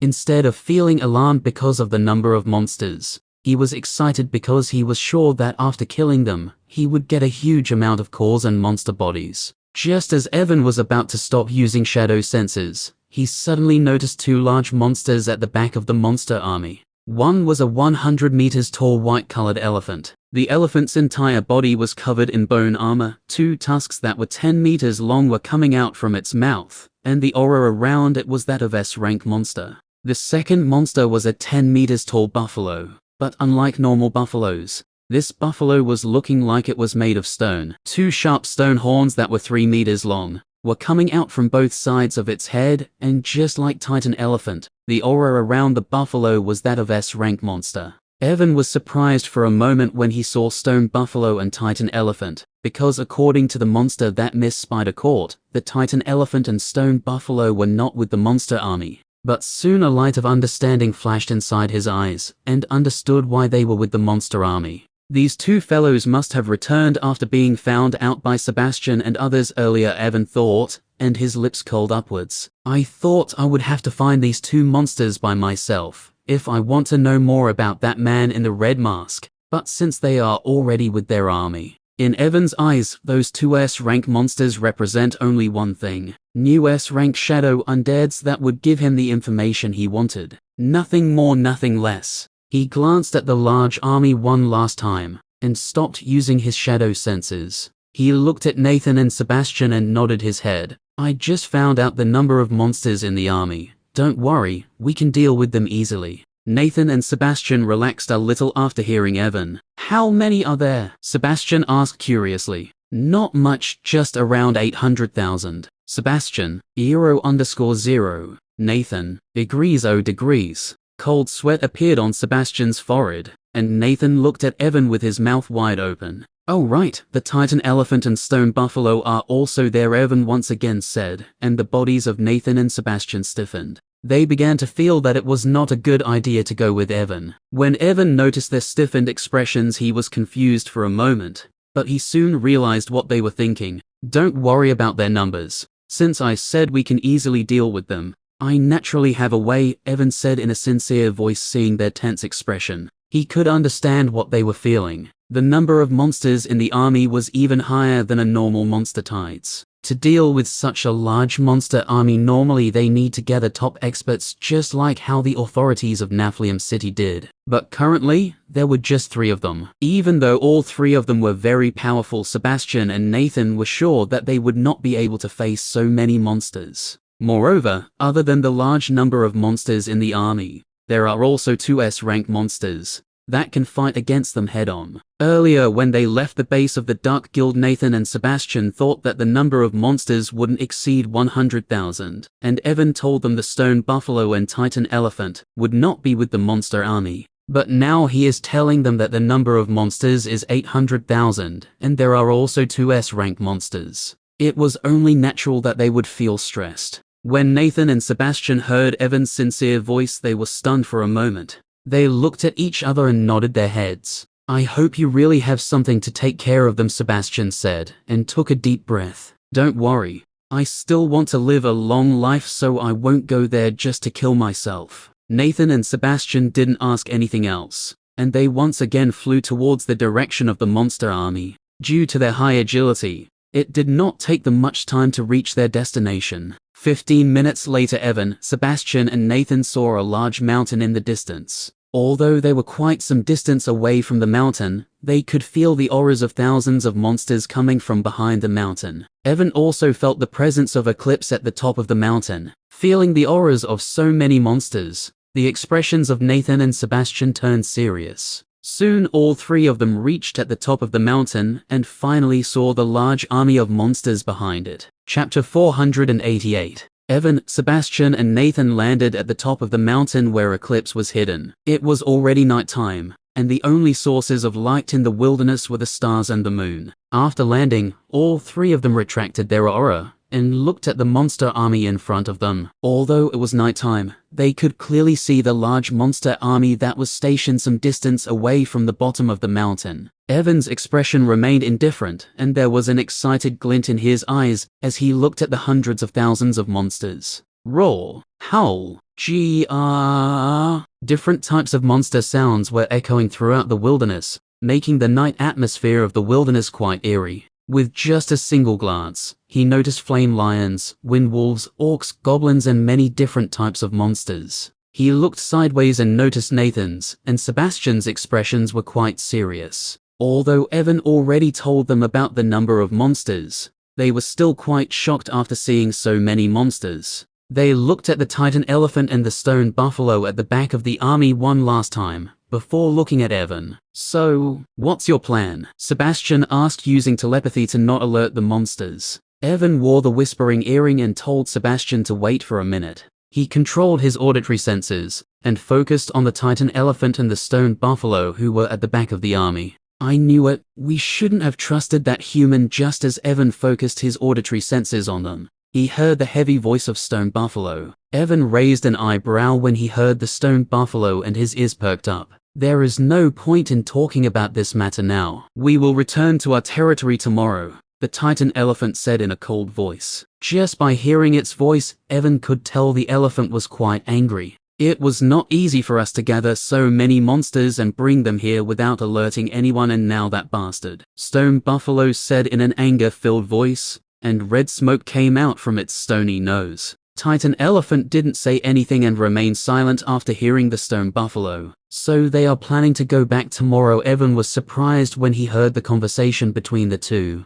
but soon a cold smile appeared on his face. Too bad they will never be able to go back now. Evan stopped controlling his auditory senses, and finally looked at Sebastian and Nathan. Using the telepathy skill of the earring, he told them about the conversation that he just heard. So there is really a human who is working with them, Sebastian said when Evan told them about their conversation. Since they are planning to leave tomorrow, there is no need for us to attack them, right? Suddenly Nathan said. What are you talking about, old man? Evan rolled his eyes when he heard Nathan. Although they are planning to leave, there is a very high chance they will try to attack other human cities in the future. Since that's the case, why don't we just wipe them out? Nathan looked at Evan for a few seconds before sighing inwardly. So what is your plan? Evan smiled when he heard Nathan. He looked at the monster army, and many ideas flashed inside his mind. He had many ways to deal with the monsters, and he was thinking about which method he should use. Although the number of monsters in the army was nothing when compared to the number of spiders that he killed earlier, the individual strength of these monsters was higher than the spiders. A single B-rank monster could easily fight against at least 3 B-rank spiders. After a few seconds, he finally decided how he wanted to deal with them, and looked at the Titan elephant at the back. Guildmaster Sebastian, suddenly Evan said in a warm voice. Sebastian felt a chill running down his spine, and he looked at Evan with a vigilant expression. What? He asked in a doubtful voice, and was ready to use his defense skill at any moment. Evan's mouth couldn't help but twitch when he saw Sebastian's vigilant expression, but he decided to ignore it and get to the main point. Guildmaster Sebastian, do you want to make a bet with me? The wariness in Sebastian's heart reached its peak, and he asked in a cautious voice, what kind of bet? I will face the Titan elephant, and you will face the Stone Buffalo. The person who kills his opponent first will be the winner, Evan said with a smile on his face.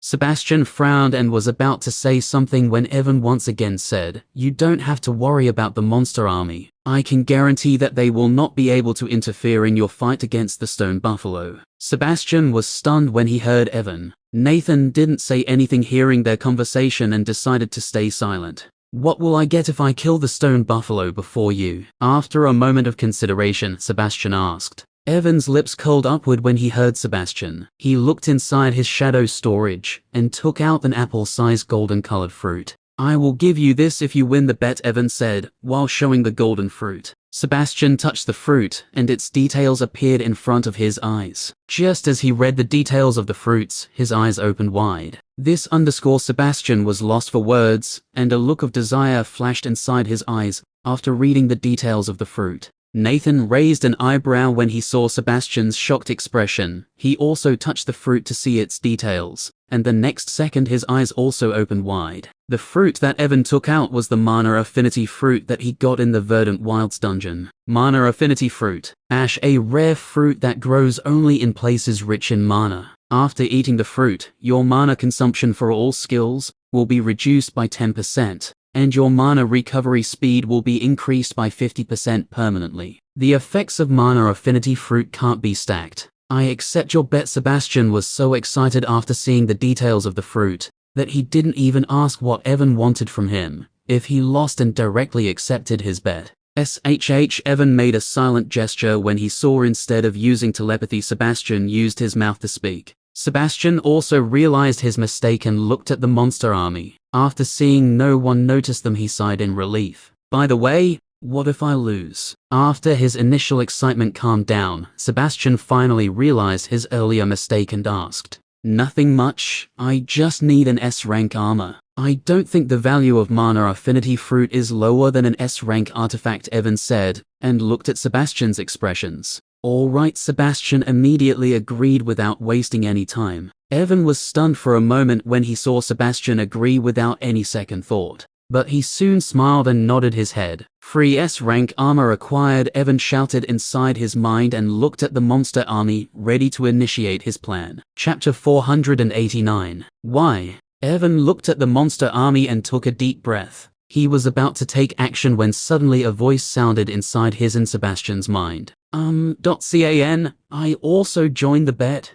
Evan and Sebastian turned their heads at the same time and looked at Nathan, who had an awkward expression on his face. Oi, old man, don't try to interfere in our bet. That fruit belongs to me. After seeing the details of the mana affinity fruit, Sebastian decided to use all of his trump cards to finish off Stone Buffalo as soon as possible. In his eyes, the mana affinity fruit already belongs to him, so there is no way he would allow Nathan to interfere in their bet. What do you mean by that the fruit belongs to you? Don't talk like you've already won the bet, Nathan said in a sneering tone. Evan was speechless when he saw they were arguing because of the mana affinity fruit. I don't have time for their useless bickering, Evan thought, and was about to refuse Nathan, because he only had one mana affinity fruit, when suddenly a shrewd idea came to his mind. He pondered for a moment and a dark smile appeared on his face. It was a pity that both Nathan and Sebastian didn't see that smile. Otherwise, they would definitely have dropped the idea of betting with Evan. All right, stop arguing, both of you. Evan quickly hid his shrewd smile and said in a serious voice. Hearing Evan's serious voice, both Nathan and Sebastian stopped arguing and looked at him.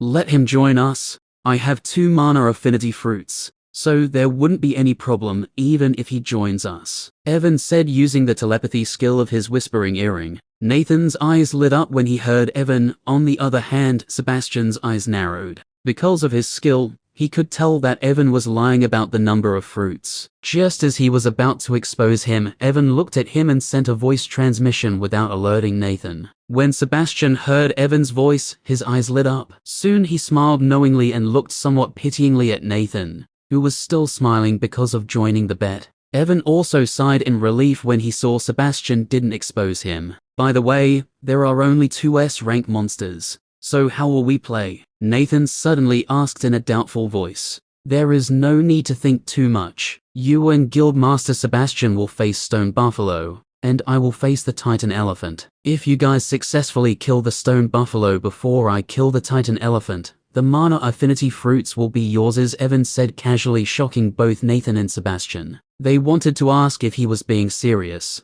but stopped after thinking about it for a moment. Well, there is no disadvantage for us, so there is no need to say anything. Both of them thought at the same time and smiled. Evan sneered inwardly when he saw their smiles, but didn't show any kind of expression outwardly. Oh right, Principal, Guildmaster Sebastian is betting in S-rank armor. What are you going to bet? Evan asked. Nathan didn't say anything after hearing Evan and waved his hand. He already thought about what he was going to bet. Just as he waved his hand, a golden-colored cloak that was emitting light golden flames appeared in his hand. Nathan created a mana barrier around the cloak, so that its aura wouldn't spill into the surroundings. Evan's eyes lit up when he saw the golden cloak. Just by looking at it, he could tell that it was not a simple artifact. Sebastian also raised an eyebrow when he saw the cloak. I will give you this if you won the bet, Nathan said and passed the cloak to Evan. Evan held the cloak and looked at it carefully. The cloak was very smooth,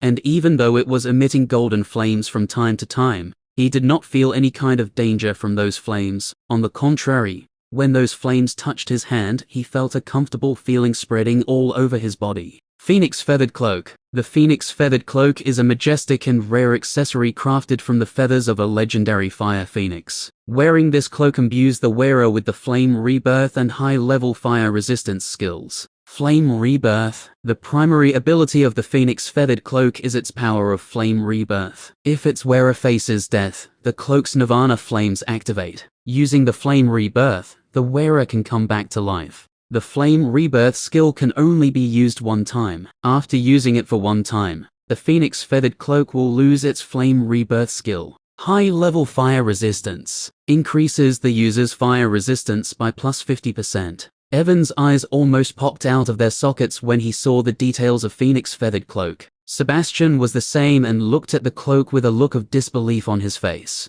Both of them couldn't take their eyes off the details of the flame rebirth skill. Although this skill could only be used once, they both knew the importance of such a skill very well. This underscore Evan was so shocked that he wasn't able to say anything. I got this cloak around 50 years ago. After clearing an S-rank dungeon, Nathan's voice sounded inside Evan and Sebastian's minds. What do you think? Is it good enough for this bet? Although Nathan asked the question, he already knew the answer. After all, he was well aware of the importance of such an artifact. Evan took a deep breath and gave back the cloak to Nathan. Although he was not showing anything on the surface, he was laughing in his heart, because he was sure that this cloak would soon be his. Sebastian also thought about what Evan said to him earlier, and looked at Nathan with weird eyes. This old man is really generous, Sebastian muttered inwardly and shook his head. I hope this old man won't cry after losing this cloak, Evan thought to himself, and took a deep breath.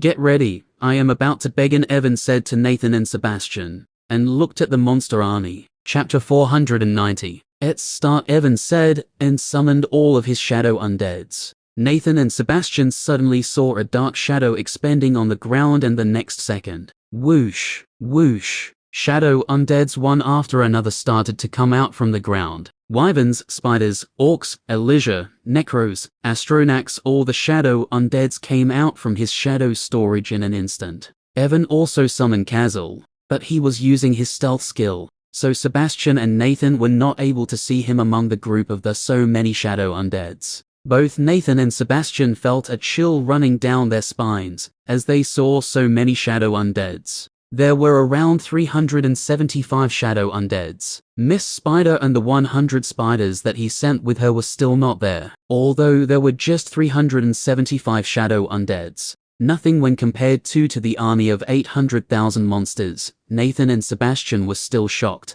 because all the monsters that Evan summoned were either at the peak of A rank or A+ rank. This. Sebastian pointed his finger at the shadow undeads, and wanted to ask Evan what the hell was going on, but no words came out from his mouth. Nathan's eyes were also trembling because of shock, and he was also uncertain what was going on. Evan ignored Nathan and Sebastian's shocked look, and ordered his shadow undeads to wreak havoc inside the monster army. Howl! Albellu was the first to move after hearing Evan's order. Blood lightning circled around it, and it immediately disappeared from the place it was standing. The other shadow undeads also followed behind it. The moment Evan summoned his shadow undeads and the aura of so many monsters spread in the wilderness, the stone buffalo, titan elephant and other high-ranking monsters of the monster army immediately looked in the direction where Evan and others were standing. Among the 800,000 monsters, there were 36 A+ rank monsters, and 142 A rank monsters. Feeling the auras of so many high-ranking monsters, they were the first to take action and immediately appeared at the forefront of the army. Just as they appeared at the forefront of the army, crackle! Blood lightning flashed in mid-air, and a bloody aura engulfed the surroundings. Albellu appeared above the high-level monsters of the army, and looked at them with its burning purple eyes. A blood aura was coming out from it, making the bodies of all the monsters shudder. Bloodlust, unique skill, when activated, increases the user's power by 300% for the duration of 3 minutes. While the skill is activated, the user will have a strong urge to kill, and there is a high chance that the user will lose his rationality and become a mindless killer. Cooldown time, 10 hours. Albellu was currently using its Bloodlust skill, which increased its power greatly for the 3 minutes. Although Evan was afraid of using Bloodlust skill by himself, he did not stop Albellu from using it. Because Albellu was a shadow undead, Evan had absolute control over it. Even if Albellu lost its rationality, Evan was sure that he could still command it using his shadow senses. As soon as Albellu appeared above the army of monsters, all of them felt a strong sense of danger. Even the Titan Elephant and the Stone Buffalo, who were at the back of the army, could feel danger coming from Albellu, who was currently using Bloodlust skill. While the army of monsters was still stunned because of the sudden appearance of Albellu, the other shadow undeads who were behind it also charged out. Arcs of sinister blood lightning that were releasing bloody aura descended from the sky, covering a large area. Necros and other shadow undeads also launched their attacks without caring about anything. Eclipse and Kazal went into the middle of the monster army using their stealth skill, and soon a large number of monsters started to die. Immediately the entire monster army was thrown into chaos. Although the number of shadow undeads were nothing when compared to so many monsters, their individual strength was far higher than the monsters in the army. In the monster army, most of the monsters were ranging from F rank to C rank, so in front of shadow undeads who were not afraid of getting injured, most of them couldn't do anything. Don't just stand there, go and take care of Stone Buffalo. Nathan and Sebastian were still shocked because of the sudden appearance of so many shadow undeads, and only came back to their senses after hearing Evan's voice. They had many questions that they wanted to ask, but remembering their current situation, they knew it was not the time for that. They looked at Evan one last time before flying towards the Stone Buffalo who was at the back of the army. Evan looked at his shadow undeads, and felt some of his shadow spiders were already killed by the monsters. The individual strength of these spiders is very low, I will replace them with other monsters. Evan thought and looked at the different kinds of monsters. He also flew towards the monster army, but instead of going towards the Titan elephant, he landed in the middle of the monster army. Death ring, Evan said in a low voice, and a swirling black ring that was filled with the essence of death immediately covered an area of 3 kilometers. Death ring, unique skill. When activated, a swirling black ring filled with the essence of death begins to rotate around you. All the enemies that fall within the bounds of the death ring are burned to fuel the power of the ring of death even more. While inside the death ring, all the enemies who are the same rank as you or 2 ranks lower than you will lose 5% of their maximum health with each passing second. The enemies who are 3 or more ranks below you will lose 30% of their maximum health per second. Meanwhile, all of the enemies who are higher rank than you will lose 3% of their maximum health every second after falling inside the death ring. The death ring will not work on enemies who are 3 ranks higher than you. The power of all of your shadow undeads will increase by 1% for every 500 enemies that die within the ring of death. Your shadow undeads can receive a maximum boost of 100% because of the death ring. The starting range of the death ring is 3 kilometers. And for every 1,000 enemies that die within the death ring, the range of the swirling death ring will increase by 1 kilometer. The maximum range that death ring can reach is 20 kilometers. All the monsters that were caught inside the death ring started to lose their life force. Although I am sure my shadow undeads can kill all of them if given enough time, there is no need to prolong the duration of this fight. Evan thought to himself as he looked at the death ring that was increasing in size as monsters died within it. Along with the death of the monsters, the power of all of his shadow undeads was also increasing, because of the effect of the death ring. Evan nodded his head after seeing the condition of the battlefield, and finally looked at the back of the monster army, where Titan Elephant was. But when he looked at the back of the army, he was stunned because he saw the Titan Elephant was running away from there. Meanwhile, the Stone Buffalo was being attacked at the same time by Sebastian and Nathan. F***K Evan couldn't help but curse when he saw the cowardly action of the Titan Elephant. He never thought that it would run away without caring about the Stone Buffalo who was now facing 2 S-rank hunters. He waved his hand and took out a bow from his shadow storage. Today this young master is going to one-shot an S-rank monster. No one can stop me from plundering 2 S-rank artifacts, Evan shouted inside his mind, and aimed the bow at the running Titan Elephant, who was already more than 20 kilometers away. Chapter 491. Sebastian waved his hand while flying towards the Stone Buffalo, and a red-colored longsword appeared in his hands. Light blue flame erupted from his body and covered the entire red sword. The flame was bright and was releasing a cold and destructive aura of ice and fire at the same time. Old man, if you don't want to lose your cloak for nothing, then you better go all out from the start, Sebastian shouted before turning into a streak of blue light. Nathan raised an eyebrow when he heard Sebastian, but he did not say anything. There was no need for Sebastian to remind him because the moment he took out the phoenix feathered cloak, he already decided to use all of his power.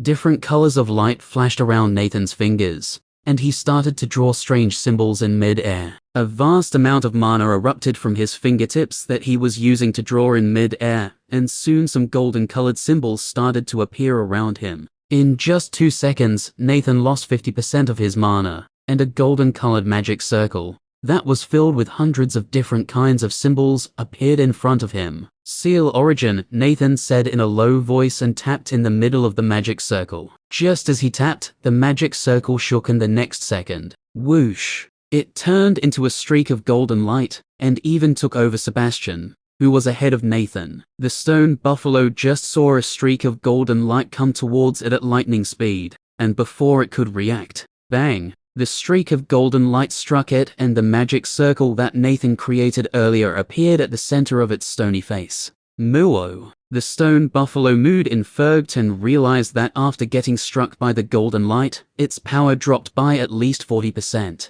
Good job, old man. Sebastian's eyes lit up when he sensed stone buffalo's aura dropped by a large margin. The blue flames around him became even more powerful. Ha! He shouted loudly and slashed in the direction of the stone buffalo with his sword. Swish! 30% of Sebastian's mana instantly disappeared, and a giant light blue sword slash that was 10 meters long went towards the stone buffalo. The moment the light blue sword slash came out from Sebastian's sword, the ground was frozen in ice, and the ice started to burn in cold blue flames. In normal times, Sebastian and Nathan would never have used so much mana like this. But because of the bet, they didn't care about anything, and just wanted to kill the stone buffalo as soon as possible. The stone buffalo wanted to dodge the sword slash, but because of losing 40% of its power, its agility also dropped greatly. The stone buffalo created a stone wall in front of it to stop the sword slash, but, bang! The stone wall exploded into burning ice fragments the moment it came into contact with the sword slash, and the blue sword slash continued to move forward. The stone buffalo was just able to shift its position a little before the sword slash reached it. Because of shifting its position, the sword slash struck one of stone buffalo's front legs instead of its head. Bang! Moo! The stone buffalo bellowed out in pain as one of its legs was shattered by the sword slash. At the same time, light blue flames and ice started to cover the rest of its body. Although stone buffalo was in pain, it had no choice but to use its mana to stop the light blue flames that was slowly engulfing its body. TCH. Sebastian clicked his tongue when he saw the stone buffalo step aside at the last second, and he wasn't able to shatter its head. Not even 10 seconds passed since the moment Evan released his shadow undeads, and the situation of Monster Army and Stone Buffalo was already quite severe. When Titan Elephant saw all this, its dark brown eyes flashed with decisiveness, and it immediately made up its mind. Without caring about the stone buffalo that was bellowing on the ground in pain, it turned around and dashed away from there. Even though the body of the Titan Elephant was massive, its running speed was as fast as the Wind Tiger. Before Nathan and Sebastian could do anything to stop it, the Titan Elephant had already fled tens of kilometers away. When Sebastian and Nathan saw the fleeing Titan Elephant, a strange glint shone in their eyes, and they looked at each other. It was like both of them were saying, "Now mana affinity fruits will be ours." The stone buffalo was in complete disbelief when it saw the Titan Elephant run away, leaving it behind. Suddenly stone buffalo felt two evil eyes falling on it, and saw that Sebastian and Nathan were looking at it like hungry wolves. Suddenly Nathan waved his hand and a giant mace appeared in his hands. The stone buffalo was still trying to regenerate its shattered stone leg when both Sebastian and Nathan rushed towards it holding their weapons. The stone buffalo felt a chill running down its spine and shot stone bullets and giant stone boulders in order to stop them. Seeing the incoming stone bullets and boulders, Nathan and Sebastian just snorted and did not take them seriously. Because of losing 40% of its power, the current stone buffalo was no threat to them.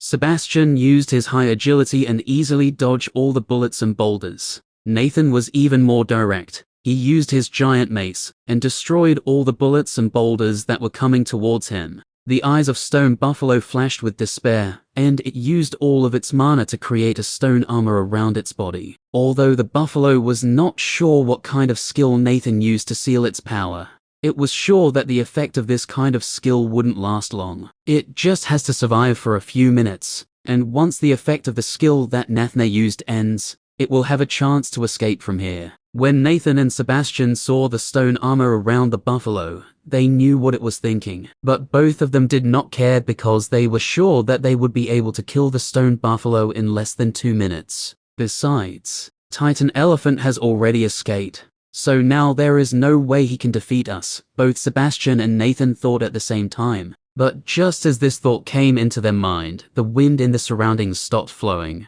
The next moment, a terrifying aura engulfed the wilderness, and both of them saw a streak of white light tearing through the space, and heading straight in the direction of the Titan Elephant. Chapter 492. Moonlit Bow, a rank. A bow carved from ancient moonwood infused with lunar magic. When an arrow is drawn and released from the bow, it glows with soft silvery light, granting it enhanced accuracy and the ability to pierce through magical barriers. In the light of the moon, the bow's power is further amplified, and its arrows can channel moonlight to heal or weaken its target at the will of its owner. Evan aimed the moonlit bow in the direction of the fleeing Titan Elephant. His eyes glowed with rainbow light as he activated temporal velocity and hawk's eyes, skill using the world essence. The world around him slowed down, and his vision instantly expanded. Although the Titan Elephant was already more than 20 kilometers away, he was easily able to see its giant feeling figure.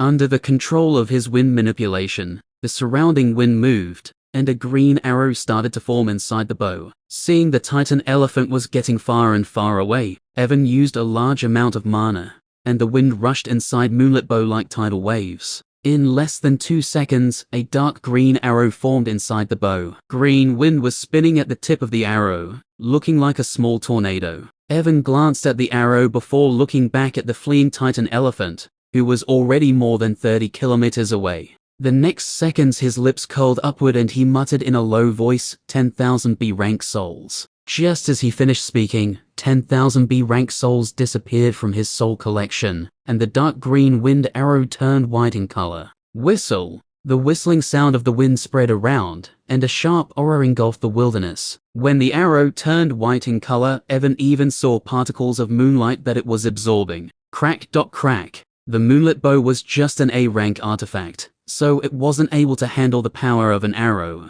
that was strengthened by the 10,000 B-rank souls, and it started to crack. Evan also did not want to let the Titan Elephant escape, so he immediately adjusted the bow using his temporal velocity and Hawkeye skills, and released the arrow. Cracked. The moment he released the arrow, the white moonlit bow shattered into countless pieces. Evan ignored the shattered bow and looked at the white arrow. That turned into a streak of white light and headed towards the Titan Elephant. Under the effect of the hawk's eyes, Evan watched as the Titan Elephant suddenly stopped running and turned around the moment he released the arrow. The bone armor that was covering its entire body lit up. Roar! An earth-shattering roar reverted throughout the wildernesses as the Titan Elephant lifted its trunk, that was covered in bone armor, and whipped at the incoming arrow. The 30 meters long trunk and small arrow clashed. It seemed as if time had stopped the moment both of them clashed. Evan still had a small smile on his face when both of them clashed.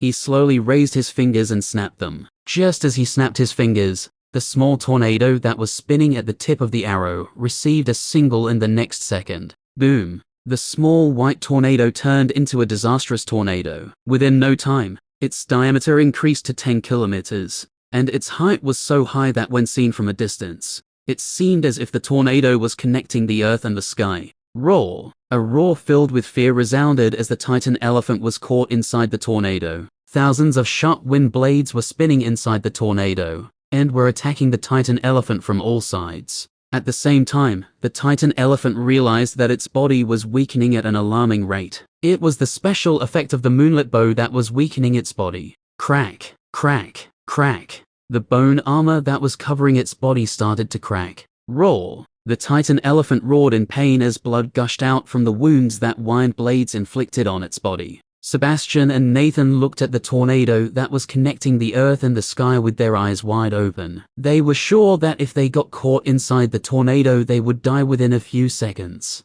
They quickly looked at the stone buffalo that was still creating stone armor around it, and their eyes flashed with murderous intent. The flames around Sebastian intensified even more, and he used his mana without caring about anything. Nathan also smashed his heavy mace like a madman, wanting to kill the stone buffalo before the Titan Elephant. The stone buffalo's eyes widened in fear as it saw Nathan and Sebastian attacking it like madmen. Crack! Crack! The stone armor around the stone buffalo started to crack, and a look of despair appeared on stone buffalo's stony face. It could not understand why these two-legged animals were attacking it so brutally. Under the constant attack of Sebastian and Nathan, the stone armor around the buffalo was about to shatter. At this moment, a red aura appeared around Stone Buffalo, and it started to burn its life force to keep the stone armor around it. Seeing the stone buffalo was burning its life force, both Nathan and Sebastian were so angry that they nearly vomited blood. MOTHER*.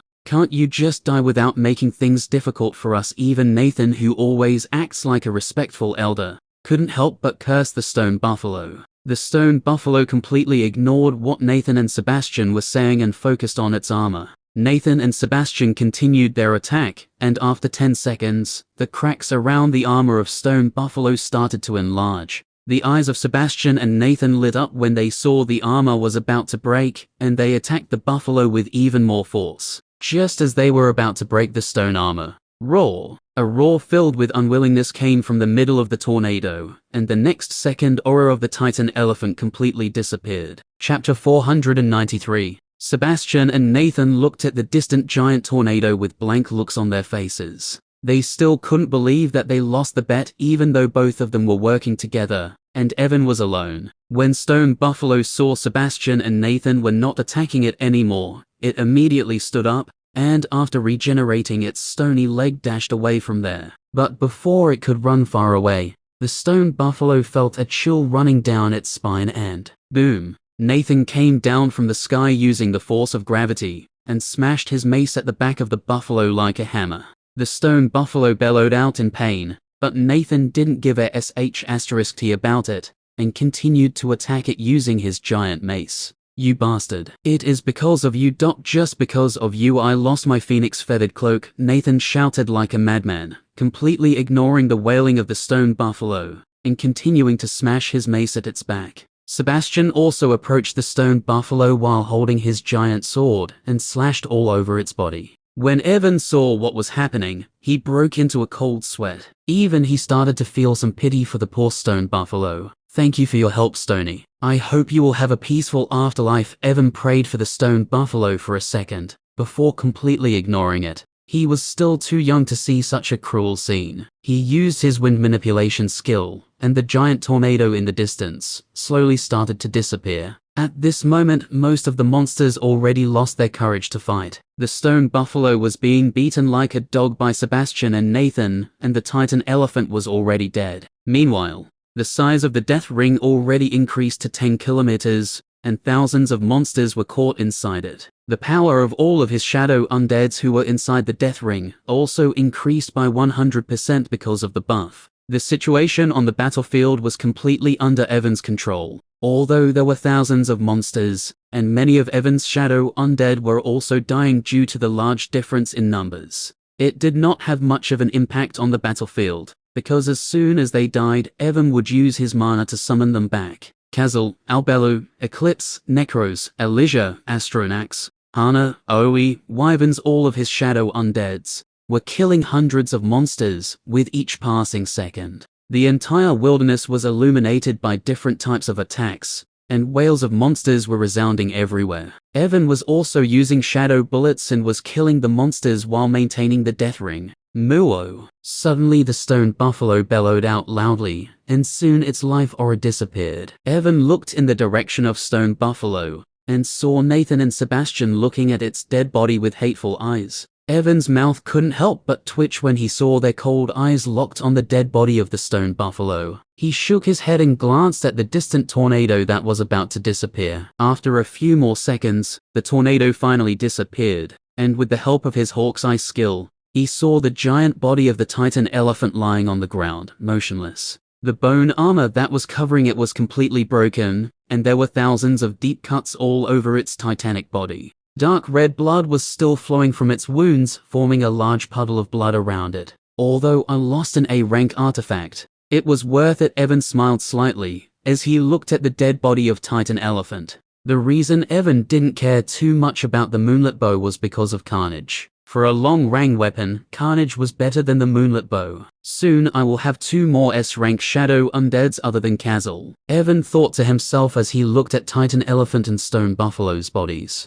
It's only been a minute since the fight started, but because of the effect of Death Ring, which can directly reduce the life force of low-level monsters by 30% with each passing second. More than 400,000 monsters were already dead. The size of the Death Ring also reached 20 kilometers, engulfing most of the monsters. Since Albalu, Kazal and his other shadow undeads were not worried about getting injured, they attacked the high-level monsters crazily and killed most of them. Soon Nathan and Sebastian also joined his shadow undeads, and the speed of clearing the monsters increased once again. Because Evan was controlling the Death Ring, Sebastian and Nathan were not affected by the Death Ring. In just a few minutes, all the monsters were killed by them. Although some of the monsters ran away taking advantage of the chaos, Evan didn't care too much about them. The wilderness once again regained its calmness. Evan used his spiritual senses to confirm that no monster was alive, and stopped using the Death Ring. Thank God it ended. I was about to run out of mana. Evan sighed in relief, and wiped out the sweat from his forehead. He was constantly using mana to summon back his shadow undeads who were dying, and was maintaining the Death Ring. That consumes a large amount of mana. Even though the fight lasted just for a few minutes, he was still about to run out of mana. He looked at the bloody battlefield and couldn't help but smile. Man, my shadow undeads really wiped out the entire monster army. Just thinking about the power of his shadow undeads gave Evan a strange feeling of satisfaction. Nathan and Sebastian were the same. They also couldn't believe just a few hundred summoned monsters killed thousands of monsters. The shock that they were feeling was comparable to the shock that they felt when they lost the bet against Evan. Looking at the shadow undeads who were standing in the middle of the bloody battlefield, there was only one thought in their mind. Just what kind of summoning skill is this? Chapter 494. Nathan and Sebastian's eyes were blank as they looked at the shadow undeads, who were checking cores inside the bodies of all the dead monsters, and then throwing their bodies towards Evan, who put them away in his shadow storage. Just a moment ago, Sebastian and Nathan saw how these black monsters massacred an army of 800,000 monsters, and now these same black monsters were acting like regular laborers collecting monsters' bodies. The difference between the two was so great that for a moment both of them even thought that they were hallucinating. Rumble. Suddenly the ground started to shake. Both Nathan and Sebastian instantly came back to their senses and looked behind them, thinking that a new monster army was coming towards them. But when they turned around and looked at the cause of the tremors, their mouth couldn't help but twitch. Necros, who was currently 200 meters tall because of his size manipulation skill, was dragging the body of the 100 meters tall Titan elephant, and was bringing it towards Evan. Seeing Necros bring the body of the Titan elephant, Evan flew into the air and looked at it closely. Seeing thousands of wounds all over Titan elephant's body, Evan frowned for a moment before his expression relaxed. Without checking its body for the core, he put it away inside his shadow storage. He did not turn it into shadow undead because of Sebastian and Nathan. Both of them were still thinking that his shadow undeads were summoned monsters,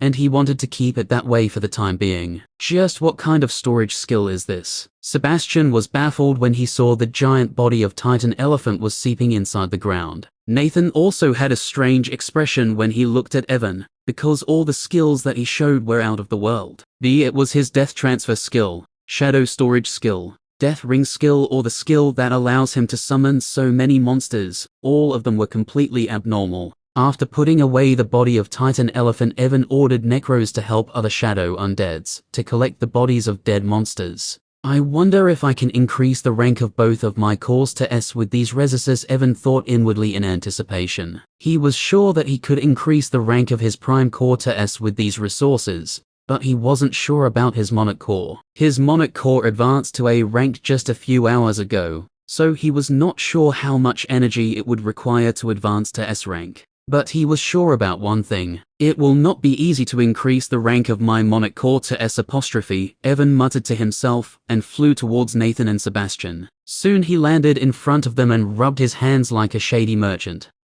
I'll bet. Evan smiled and said with greed-filled eyes. The mouths of both Sebastian and Nathan twitched uncontrollably when they saw Evan's shady look. That was inviting people to punch him. Nathan controlled his urge to punch him and took out Fennork's feathered cloak with a pained expression on his face. Of course, if he wanted, he could have refused to adhere to their bet, but as an S-rank hunter, he had his own pride, so he could only grit his teeth. and give the cloak to Evan. Evan completely ignored Nathan's pained expression and snatched away the cloak from him, like he was afraid that Nathan would put it away. After taking the cloak, he checked its details one time before putting it away in his shadow storage, with a smile on his face. For Nathan, this cloak was an item that he could use to save his life for one time. But for Evan, this item was completely different, because of the new effect of his growth link skill. When I get a new slot in future, I will connect this cloak to my growth link skill. This way I might be able to increase the number of uses for the flame rebirth skill, Evan thought, and a smile appeared on his face.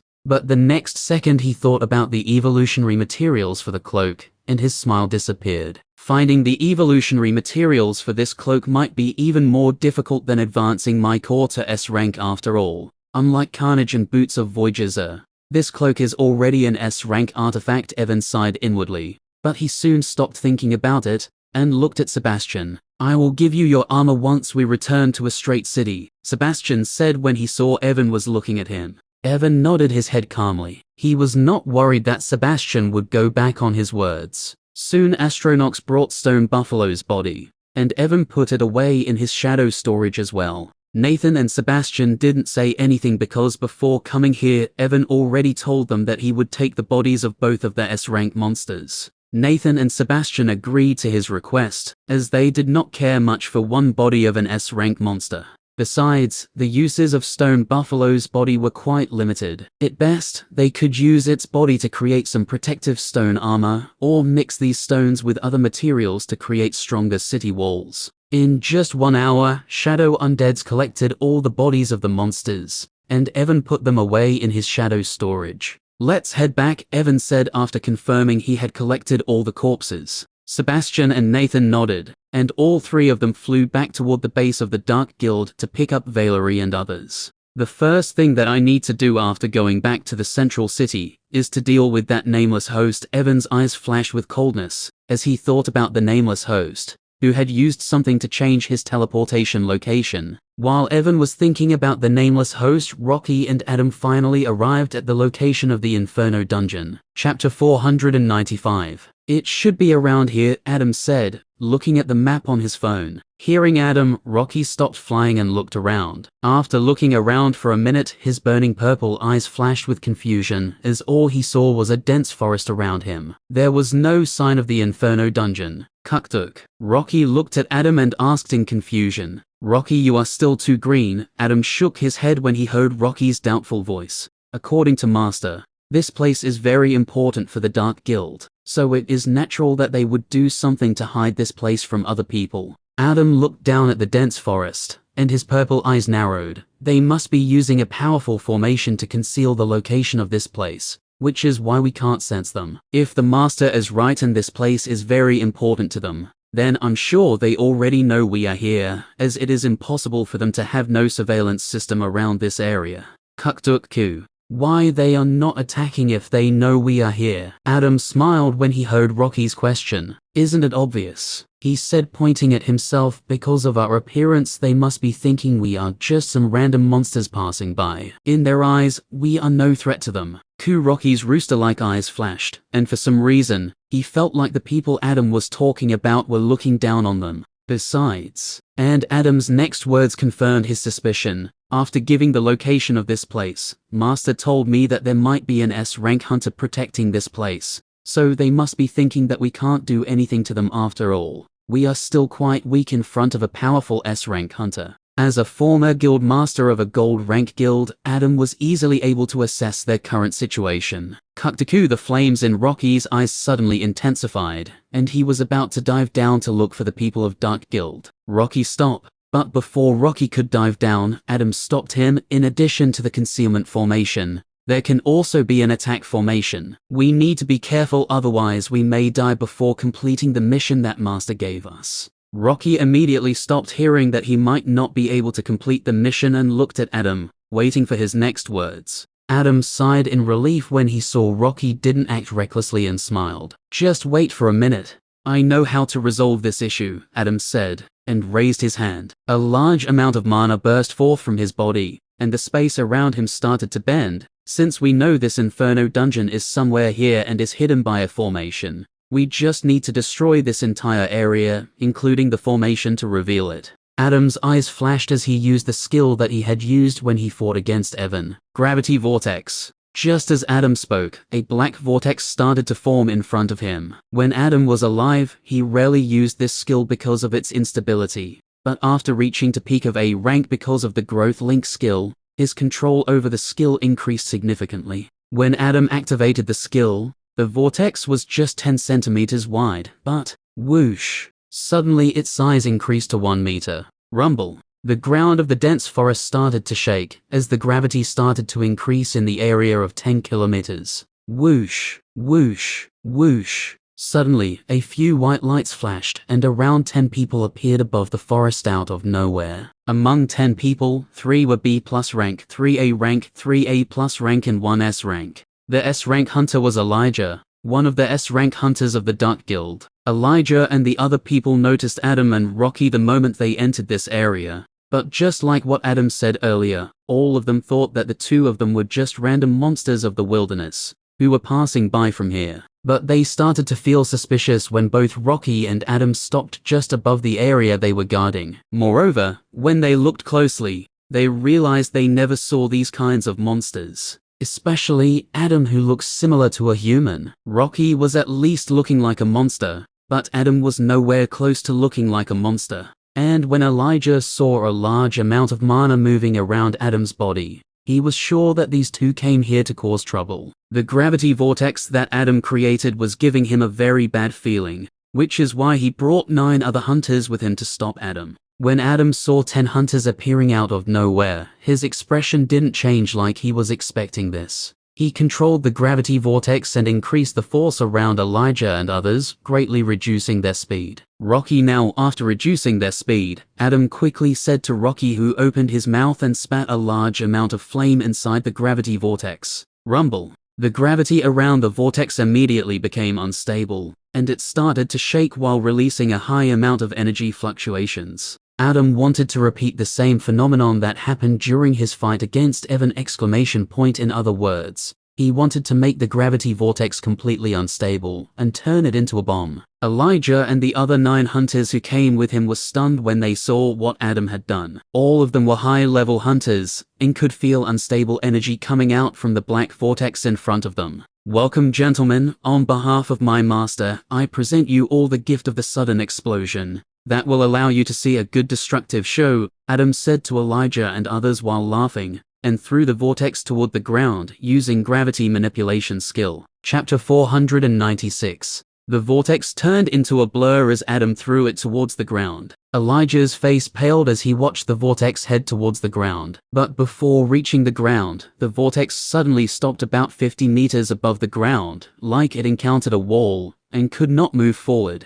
Bingo! Just as the vortex stopped, Adam said, and snapped his finger.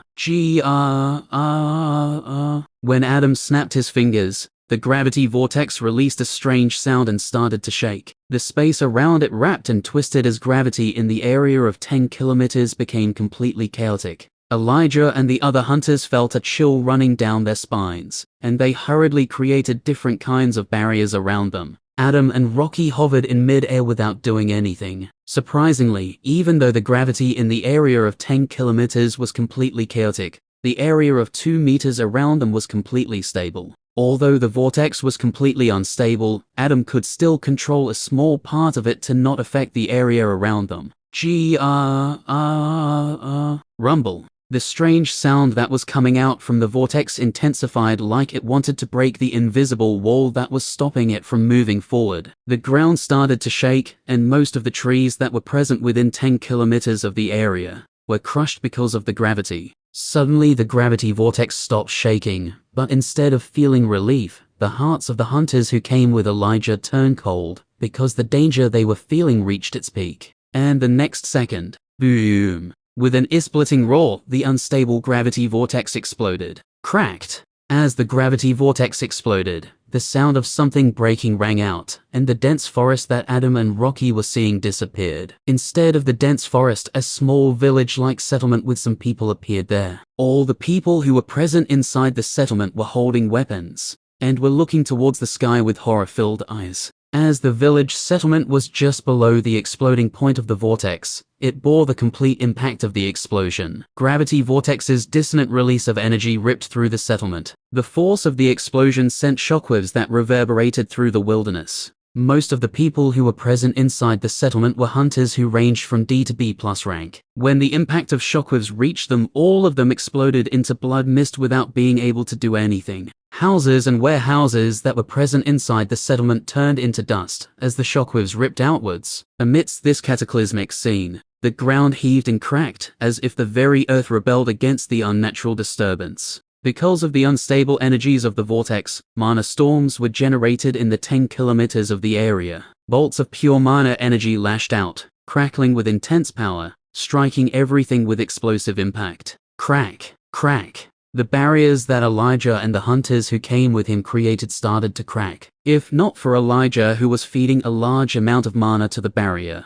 the 10 hunters who came with him would have been seriously injured long ago. The powerful shockwaves went towards Adam and Rocky as well, but they were relatively fine. Adam created a gravity shield around them. Meanwhile, Rocky also created a barrier to strengthen the gravity shield. After passing through the gravity shield and Rocky's barrier, the shockwaves were weakened by more than half, and using his strong body, Rocky was easily able to stop them. Because he was shadow undead and could not feel pain, Rocky didn't care about facing the shockwaves head-on. Elijah's eyes turned bloodshot when he saw the settlement was completely destroyed. He didn't care about the people who exploded into blood mist because of the shockwaves, and his gaze was fixed at the corner of the former settlement, where a red portal appeared. The portal was releasing energy fluctuations, indicating it was a dungeon portal. Adam also noticed this portal after the warehouse of the settlement turned into dust. Looking at the portal, Adam's eyes narrowed because he felt an ominous feeling for the first time, after becoming a shadow undead when he looked at the portal. "Rocky, that's our target," Adam said to Rocky while pointing at the portal. Rocky looked at the portal, and it also felt the same ominous feeling just like Adam. Although both of them felt something was wrong with the portal, they didn't care too much about it. Since Evan asked them to gather information about it, they would do it no matter what. But Rocky and Adam didn't move towards the portal immediately. Although they could reduce the impact of shockwaves, it was still hard for them to approach the portal. That was just below the vortex when it exploded. These bastards. Elijah was paying attention to Rocky and Adam, so when Adam said to Rocky that the portal was their target, he immediately understood what was happening, and looked at them with hate-filled eyes. "I'll try to enter the dungeon after the mana storm subsides a bit." Adam ignored the hateful look that Elijah was giving him, and said to Rocky in a serious voice, "At that time, you will have to stop these guys for a moment, because I am sure they will not allow me enter the dungeon easily." Kikdu. Rocky nodded his head in a serious manner, because he also knew it wouldn't be easy to stop Elijah and the other hunters. After around 1 minute, the shockwaves and the mana storm weakened greatly. Adam's eyes flashed when he saw this. He could tell that Elijah and the other hunters would soon be able to free themselves. "I am going. Make sure to stop them," Adam said, and was about to move when Rocky said something to him. Adam paused for a moment when he heard Rocky and nodded his head. "Don't worry, I will be careful. I am also getting a strange ominous feeling from this portal." Rocky nodded his head after hearing Adam and flew towards Elijah and the others. Adam also didn't waste his time anymore, and quickly moved towards the portal. Chapter 497. When Elijah noticed shockwaves and the mana storm were getting weaker, he stopped feeding his mana to the barrier, and let the other 9 hunters take charge. At the same time, he noticed Adam was moving towards the dungeon portal. Elijah's eyes blazed with killing intent, and he charged towards Adam.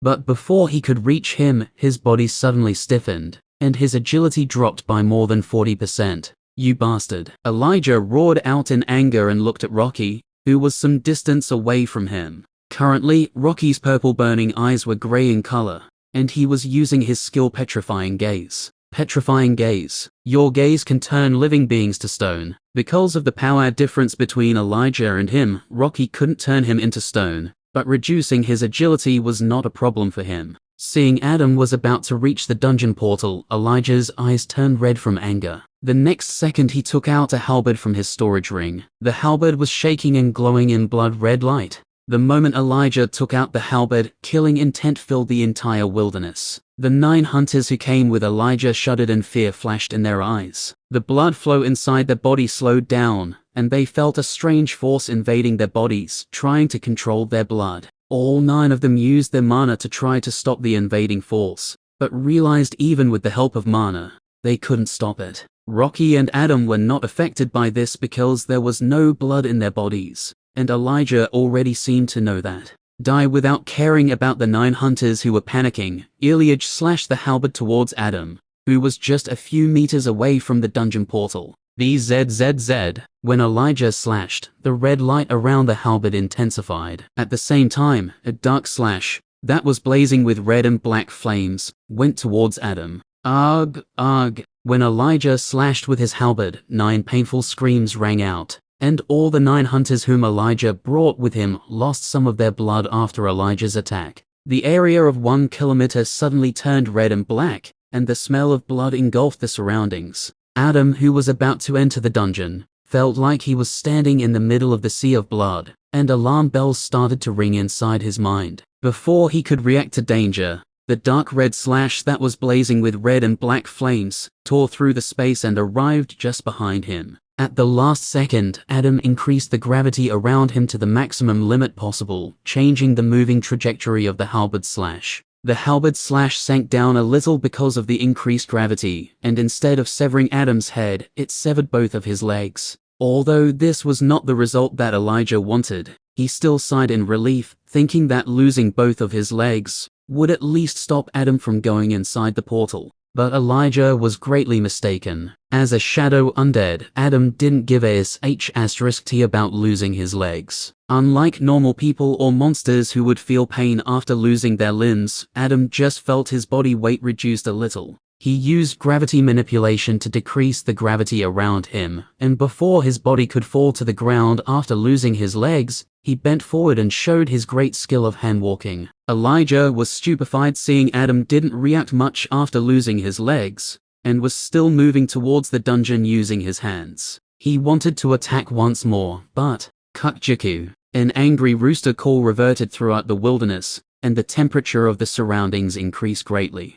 All the hairs on Elijah's body stood up to no end, and he quickly looked at Rocky, whose entire black body was now covered in a strange multicolored fire. A multicolored flame orb was spinning in front of his mouth, and powerful waves of destructive energy were coming out from it. Cosmic Fire Blast, unique skill. The ultimate ability of the cockatrice wyvern, it channels the power of the cosmos into a massive explosion that can obliterate anything. Adam was just a few meters away from the dungeon portal, so Rocky's small distraction was enough for him to accomplish his goal. He pressed his hands on the ground, and using the force generated by it, jumped inside the deep red portal. When Adam's body touched the portal, a red light flashed and he disappeared inside the portal. Elijah also realized what happened, but before he could vent his anger, Rocky made his move and shot the Cosmic Fire Blast. But instead of shooting it toward Elijah, Rocky shot it towards the other 9 hunters whom Elijah brought with him. Although Cosmic Fire Blast was one of his most powerful skills, Rocky still knew that it wouldn't be enough to take down Elijah, who is an S-rank hunter, so instead of wasting it on him, he decided to take down the remaining 9 hunters. Because of the backlash that all the 9 hunters received when Elijah used his halberd, all of them were still absent-minded, and were not able to react on time when Rocky shot the Cosmic Fire Blast at them. When they realized the danger of the blast and wanted to protect themselves, it was already too late. Bujulum. An explosion of multicolored cosmic fire filled the wilderness. Elijah created a blood barrier to protect himself, but the barrier was not able to handle the power of the explosion, and he was blasted away. He coughed out blood and crashed to the ground with some minor internal injuries. But the other 9 hunters who were targets of the Cosmic Fire Blast were not lucky like him. Although they tried to protect themselves, all 9 of them were still reduced to ashes by the Cosmic Fire Blast. Elijah's blood started to boil because of anger when he saw this. Not only the base he was protecting was destroyed, but all the hunters who were stationed there were also killed. As if that wasn't enough, Adam, who was just an A-rank hunter, successfully entered the dungeon even though he tried to stop him. He looked at Rocky with intense hatred, and a blood-red aura appeared around him. The halberd in his hand started to shake, and before Rocky, who was in mid-air, could react, whoosh! A blood-red light flashed, and Rocky's rooster head was severed. Elijah, who was on the ground a moment ago, appeared high in the sky holding his halberd. Chapter 498. Inside the Inferno dungeon, Adam looked around while still maintaining his hand-walking position. The sky of the dungeon was deep red in color. Scarlet clouds that were looking like they were filled with magma were moving slowly, and some strange small bird-like monsters were circling around the scarlet clouds. The ground of the dungeon was cracked and scorched black. From time to time, scarlet steam of smoke was coming out from the cracks in the ground. The temperature inside the dungeon was around 100 degrees Celsius. Because of being an A-ranker, Adam wasn't bothered by the temperature of the place. He created a gravitational field around him to resolve the issue of high-temperature steam that was coming out from the ground. After assessing his surroundings, Adam was a little confused, because this floor was just 5 or 6 kilometers wide, and other than some magma-filled clouds and small birds-like monsters that were releasing the aura of C+ rank, there was nothing else on this dungeon floor. Although I can't sense anything strange, the ominous feeling I was feeling earlier is getting stronger, Adam thought to himself as he moved forward. What a peculiar sight. Adam just moved 2 or 3 meters forward when a heavy voice resounded throughout the dungeon floor. Rumble. Fuo. Fuo. Fuo. The entire floor of the dungeon started to shake just as the voice resounded, and the scarlet steam of smoke that was coming out from the scorched floor filled the area. Because of the intense shaking of the floor, Adam lost his balance and dropped face first to the ground. At the same time, his entire body started to shake, and a strange kind of pressure that Adam never felt before descended upon his very existence. Adam shakily turned his head to his right side, only to see 2 deep red eyes looking at him from the veil of steam that came out from the ground. When Adam looked into those 2 eyes, he felt like something inside him started to crack. Crack! The painful scream rang out throughout the dungeon floor, and for the first time after becoming a shadow undead, Adam felt pain. The pain he was feeling was so high that he wanted to pass out immediately, so that he wouldn't have to feel this pain. But because he was a shadow undead, losing consciousness was impossible for him. Crack! Something within Adam was slowly breaking apart, and with each passing second, the pain he was feeling was getting stronger and stronger. Adam started to roll on the ground because of pain, and at the same time, he felt he was about to die. And from the death, he meant a true death. He felt like if he died here, even his master wouldn't be able to summon him back. I didn't expect a mere ant like you to survive so long. The heavy voice that resounded earlier once again reached Adam's ear, but he couldn't care less about it, because he was currently trying to ease the pain he was feeling. But I think this is the end for you. The voice once again sounded and crack. Arg! Adam screamed out loud, and his black body started to crack. Slowly but surely, the size of his body started to decrease like he was disappearing from the existence. After 1 minute, only Adam's head was left and the rest of his body completely disappeared. You are quite strange. You should have disappeared from existence the moment you tried to look at me. But you are still struggling, huh? The voice resounded once again, and this time it was filled with genuine curiosity. The 2 red eyes that were inside the scarlet steam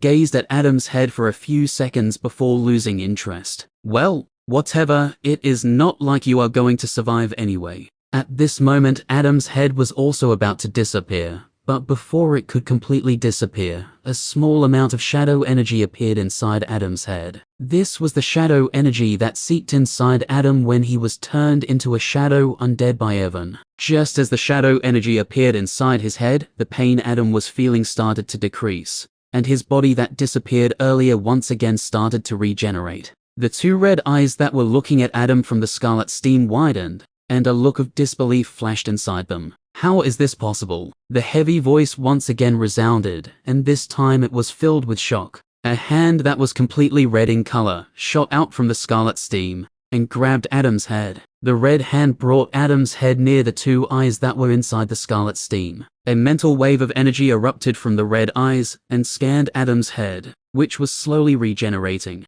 Using the mental energy, soon it was able to notice the shadow energy that was inside Adam's head. Impossible. Seeing the shadow energy inside Adam's head, the person shouted in a voice full of disbelief. Why is there such a strange conceptual energy inside him? And how can conceptual energy exist in such a low-level world? The person spoke in a shaky voice. Red miasm came out from the hand that was holding Adam's head and, puff, Adam's head completely disappeared, leaving behind a small amount of shadow energy and a black orb. The black orb was obviously Adam's soul. VZZZ. The shadow energy that was beside the soul orb of Adam started to shake and envelop it. Space fluctuations appeared near the soul orb that was enveloped by shadow energy like it wanted to return somewhere. But before it could return, deep red miasm engulfed the entire soul orb, stopping it from escaping. Conceptual energy of death. The person spoke once again after stopping the soul orb, but his voice sounded uncertain.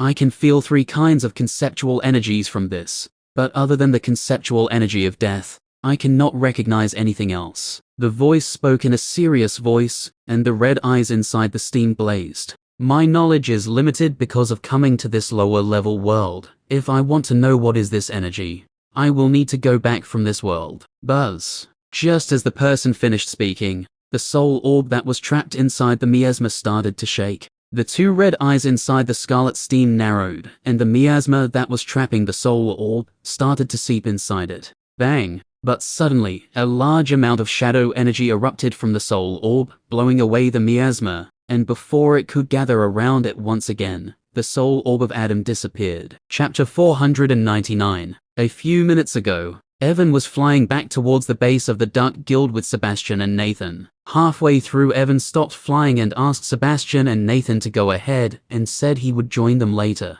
Sebastian and Nathan were confused, but they didn't ask him anything and went ahead. After they left, Evan changed his flying direction and flew for a few minutes before landing in front of a small spider army that was being led by Miss Spider. These were the spiders that he sent in search of Stone Buffalo and Titan Elephant earlier. Although Evan was fine showing his A+ rank shadow undeads, he didn't want to show his S rank shadow undeads to Sebastian and Nathan, especially Miss Spider, who was a copy of the Abyssal Spider. Good job finding them, Miss Spider. Evan praised Miss Spider for finding Stone Buffalo and Titan Elephant before he summoned them back inside his shadow storage. Just as he summoned back Miss Spider and others, Evan's expression changed because he lost his connection with Rocky. Evan immediately used shadow senses to connect with Adam to see what was happening, since he was with Rocky. But when he used his shadow senses, Evan was shocked because he wasn't able to connect his vision with Adam. It was the first time something like this had happened, so Evan wasn't sure what was happening. He took out a full mana recovery potion,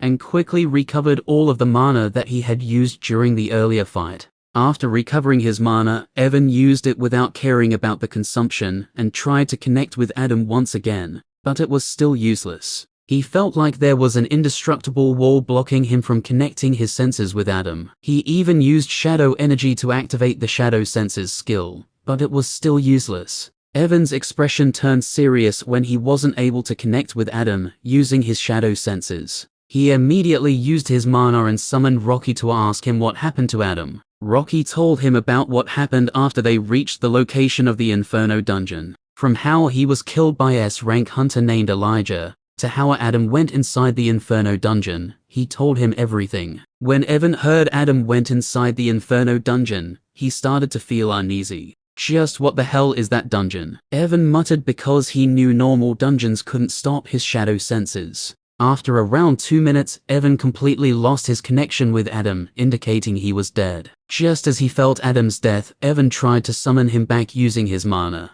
but his eyes opened wide when he wasn't able to summon him. What the hell is going on? Evan muttered in a shocked voice, and his heart sank. He tried to summon Adam again and again, but realized it was not working. Is there something wrong with my skills? Evan started to feel anxious because of not being able to summon Adam. But suddenly he thought about his soul abortion skill. Without wasting any time, he immediately tried to summon Adam again, and at the same time used the souls as fuel to increase the power of his skill. The summoning is a side ability of his shadow resurrection skill that he can use after the death of his shadow undead. So in order to increase the power of the summoning skill, Evan used the souls to increase the power of shadow resurrection skill. 10,000 souls, 20,000 souls, 50,000 souls, 100,000 souls. Evan continued to use souls as fuel, and when he reached 200,000 souls, his eyes lit up because he could feel he was very close to summoning back Adam.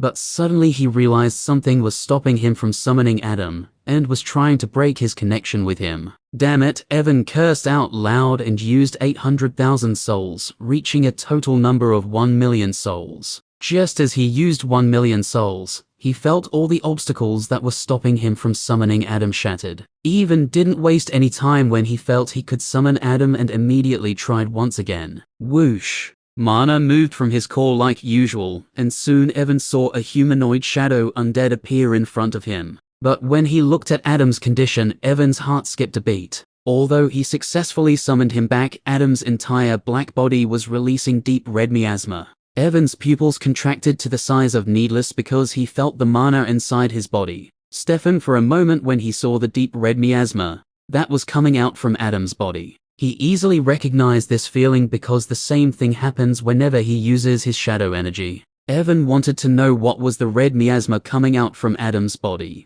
but he noticed Adam's body was disintegrating at a speed visible to his naked eyes. Before doing anything, he knew he had to solve this issue, or Adam would die once again. Evan took a deep breath and used the shadow energy that was inside his core. Just by looking at the deep red miasma, Evan could tell that his mana or world essence wouldn't be able to help Adam. The only thing that didn't react when he saw the miasma was his shadow energy, so he guessed it was the only thing that could help Adam. Evan coated his entire hand with shadow energy and placed it on Adam. After placing his hand on Adam's shoulder, he poured his shadow energy into Adam's body and closed his eyes. He sensed the shadow energy that he sent inside Adam and tried to locate the source of the red miasma. And it did not take him long to find Adam's soul orb that was filled with red miasma. The miasma was trying to corrode Adam's soul, but a shallow layer of shadow energy was protecting his soul. Evan's expression turned serious when he saw this, and he used his shadow energy to erase the red miasma. Beads of sweat started to appear on Evan's forehead as he tried to erase the miasma. It took him 2 whole hours to completely erase the miasma that was inside Adam's soul orb. During this process, he used more than 80% of his shadow energy. Just as Evan finished erasing all the miasma that was inside Adam's soul orb, Adam dropped to the ground, and a layer of shadow energy appeared around his body. Chapter 500. Evan was startled when he saw Adam suddenly falling to the ground with shadow energy coming out from his body. Oi Adam! Evan tried to call Adam, but the guy didn't respond to him. Evan felt something was not right. He placed his hand on Adam's head and sent his shadow energy into his body once again. He controlled his shadow energy and moved it towards Adam's soul orb that he saw earlier. And when he saw his soul orb, he finally understood what was happening. His soul is damaged. Evan muttered in a low voice when he saw Adam's soul orb was filled with cracks. But when he took a closer look, he was even more surprised because he could see a shallow layer of shadow energy was repairing Adam's soul orb. He scanned the shallow layer of shadow energy that was repairing Adam's soul orb, and realized the shadow energy that was repairing his soul orb was completely different from his normal shadow energy. Whenever he uses his shadow energy, Evan can feel the aura of death coming out from it. But when he looked at the shadow energy that was repairing Adam's soul orb, he did not feel the aura of death. Instead, he felt a soothing aura that was very different. Evan tried to understand what was different about this shallow layer of shadow energy, but it was useless because he wasn't able to understand anything. After a few minutes, Evan gave up and looked at the soul orb of Adam that was being healed by the shadow energy. At this rate, Adam should return to normal in 8 or 9 hours. Evan muttered to himself and stopped looking at his soul orb. He stood up and looked at Adam's body, which was covered in shadow energy, with a pondering look. That red miasma was definitely a high-level energy, just like my shadow energy, Evan muttered in a serious voice. In the beginning, it was just a guess. But while removing the red miasma from Adam's body, Evan was able to confirm that the red miasma was definitely something similar to his shadow energy. Does it mean there is someone with a demonic physique inside that dungeon? Evan said, looking at Adam. Evan knows he has shadow energy because of his shadow demonic physique, and in the details of shadow demonic physique, it was clearly written that shadow demonic physique is one of the forbidden physiques. The key words here are one of the, which means other than him, there are definitely other people who also have Morich physiques. Damn, give me a break. Evan rubbed his forehead, feeling a headache coming from the miles away. He already had many things on his plate, and now there is the matter of this forbidden physique holder. I will think about it after Adam woke up. Evan shook his head and put away Adam's body inside his shadow storage. He sighed out loud once again and summoned Ariel. He sat down on its back and asked it to fly towards the base of the Duck Guild. As he flew towards the base of the Duck Guild, Evan thought about what he had to do now. Return to Central City and deal with that nameless host. Confirm some of the things that Kazal told me earlier. Take care of the Duck Guild. There is also the Phantom Organization and the person who hired them. Absorb all the resources that I collected to increase the rank of my cause. Now that there are 500 shadow undead, I need to organize them properly. Collect the evolutionary material for Carnage and Boots of Voyager. I also need to collect more information about this Inferno dungeon before doing anything. The more Evan thought, the darker his face became. Other than the task where he needed to absorb the resources to increase his rank, all the other tasks were something that he did not want to do. He once again sighed and closed his eyes. 30 minutes later, he returned to the base of the Duck Guild. Sebastian, Nathan, Valerie and others were already waiting for him. Ready to leave? Evan asked as he jumped down from Ariel's back. Sebastian nodded his head and told him about their plan. Since there were more than 100 normal people inside the base of the Duck Guild, Sebastian informed the authorities of the Central City about it. According to him, in 5 or 6 hours, a plane would come here to pick them up. Evan was not interested in this, so he just nodded his head without much interest. He wasn't in a good mood after what happened earlier. Sebastian also noticed Evan was not paying much attention to what he was saying, so he stopped talking and shook his head. After confirming plane would be coming in 5 or 6 hours, Evan went inside one of the buildings of the base. So many things happened in the last 48 hours, and he was dead tired. He summoned Kazal and asked him to protect him before slumping down on a bed that he had taken out from his shadow storage. KNOCK*. Evan felt like he just closed his eyes when someone knocked on the door. He wanted to curse the person who was disturbing him, but stopped when he heard Sebastian's voice coming from outside. The plane is here, come out. Evan was stupefied and looked at the time on his phone, only to realize he was sleeping for more than 6 hours. Why do I feel like the goddess of time is playing with me? Evan muttered in a dazed voice and stood up. He really felt like he hadn't even slept for 1 minute. Just to confirm he was not hallucinating, he even asked Kazal, who confirmed that he was indeed sleeping for more than 6 hours. He once again sighed and left the building he was in. He used his spiritual senses to confirm the location of the plane, because his eyes were still half closed. Sebastian and others looked at him weirdly, as he went inside the plane with his eyes half closed and slumped down on an empty chair. Soon everyone boarded the plane, and it flew back towards the Central City. This is the end of this video. Thank you guys for listening. Hope you enjoyed and wish you wonderful rest of the day. The Silent Ruptors out.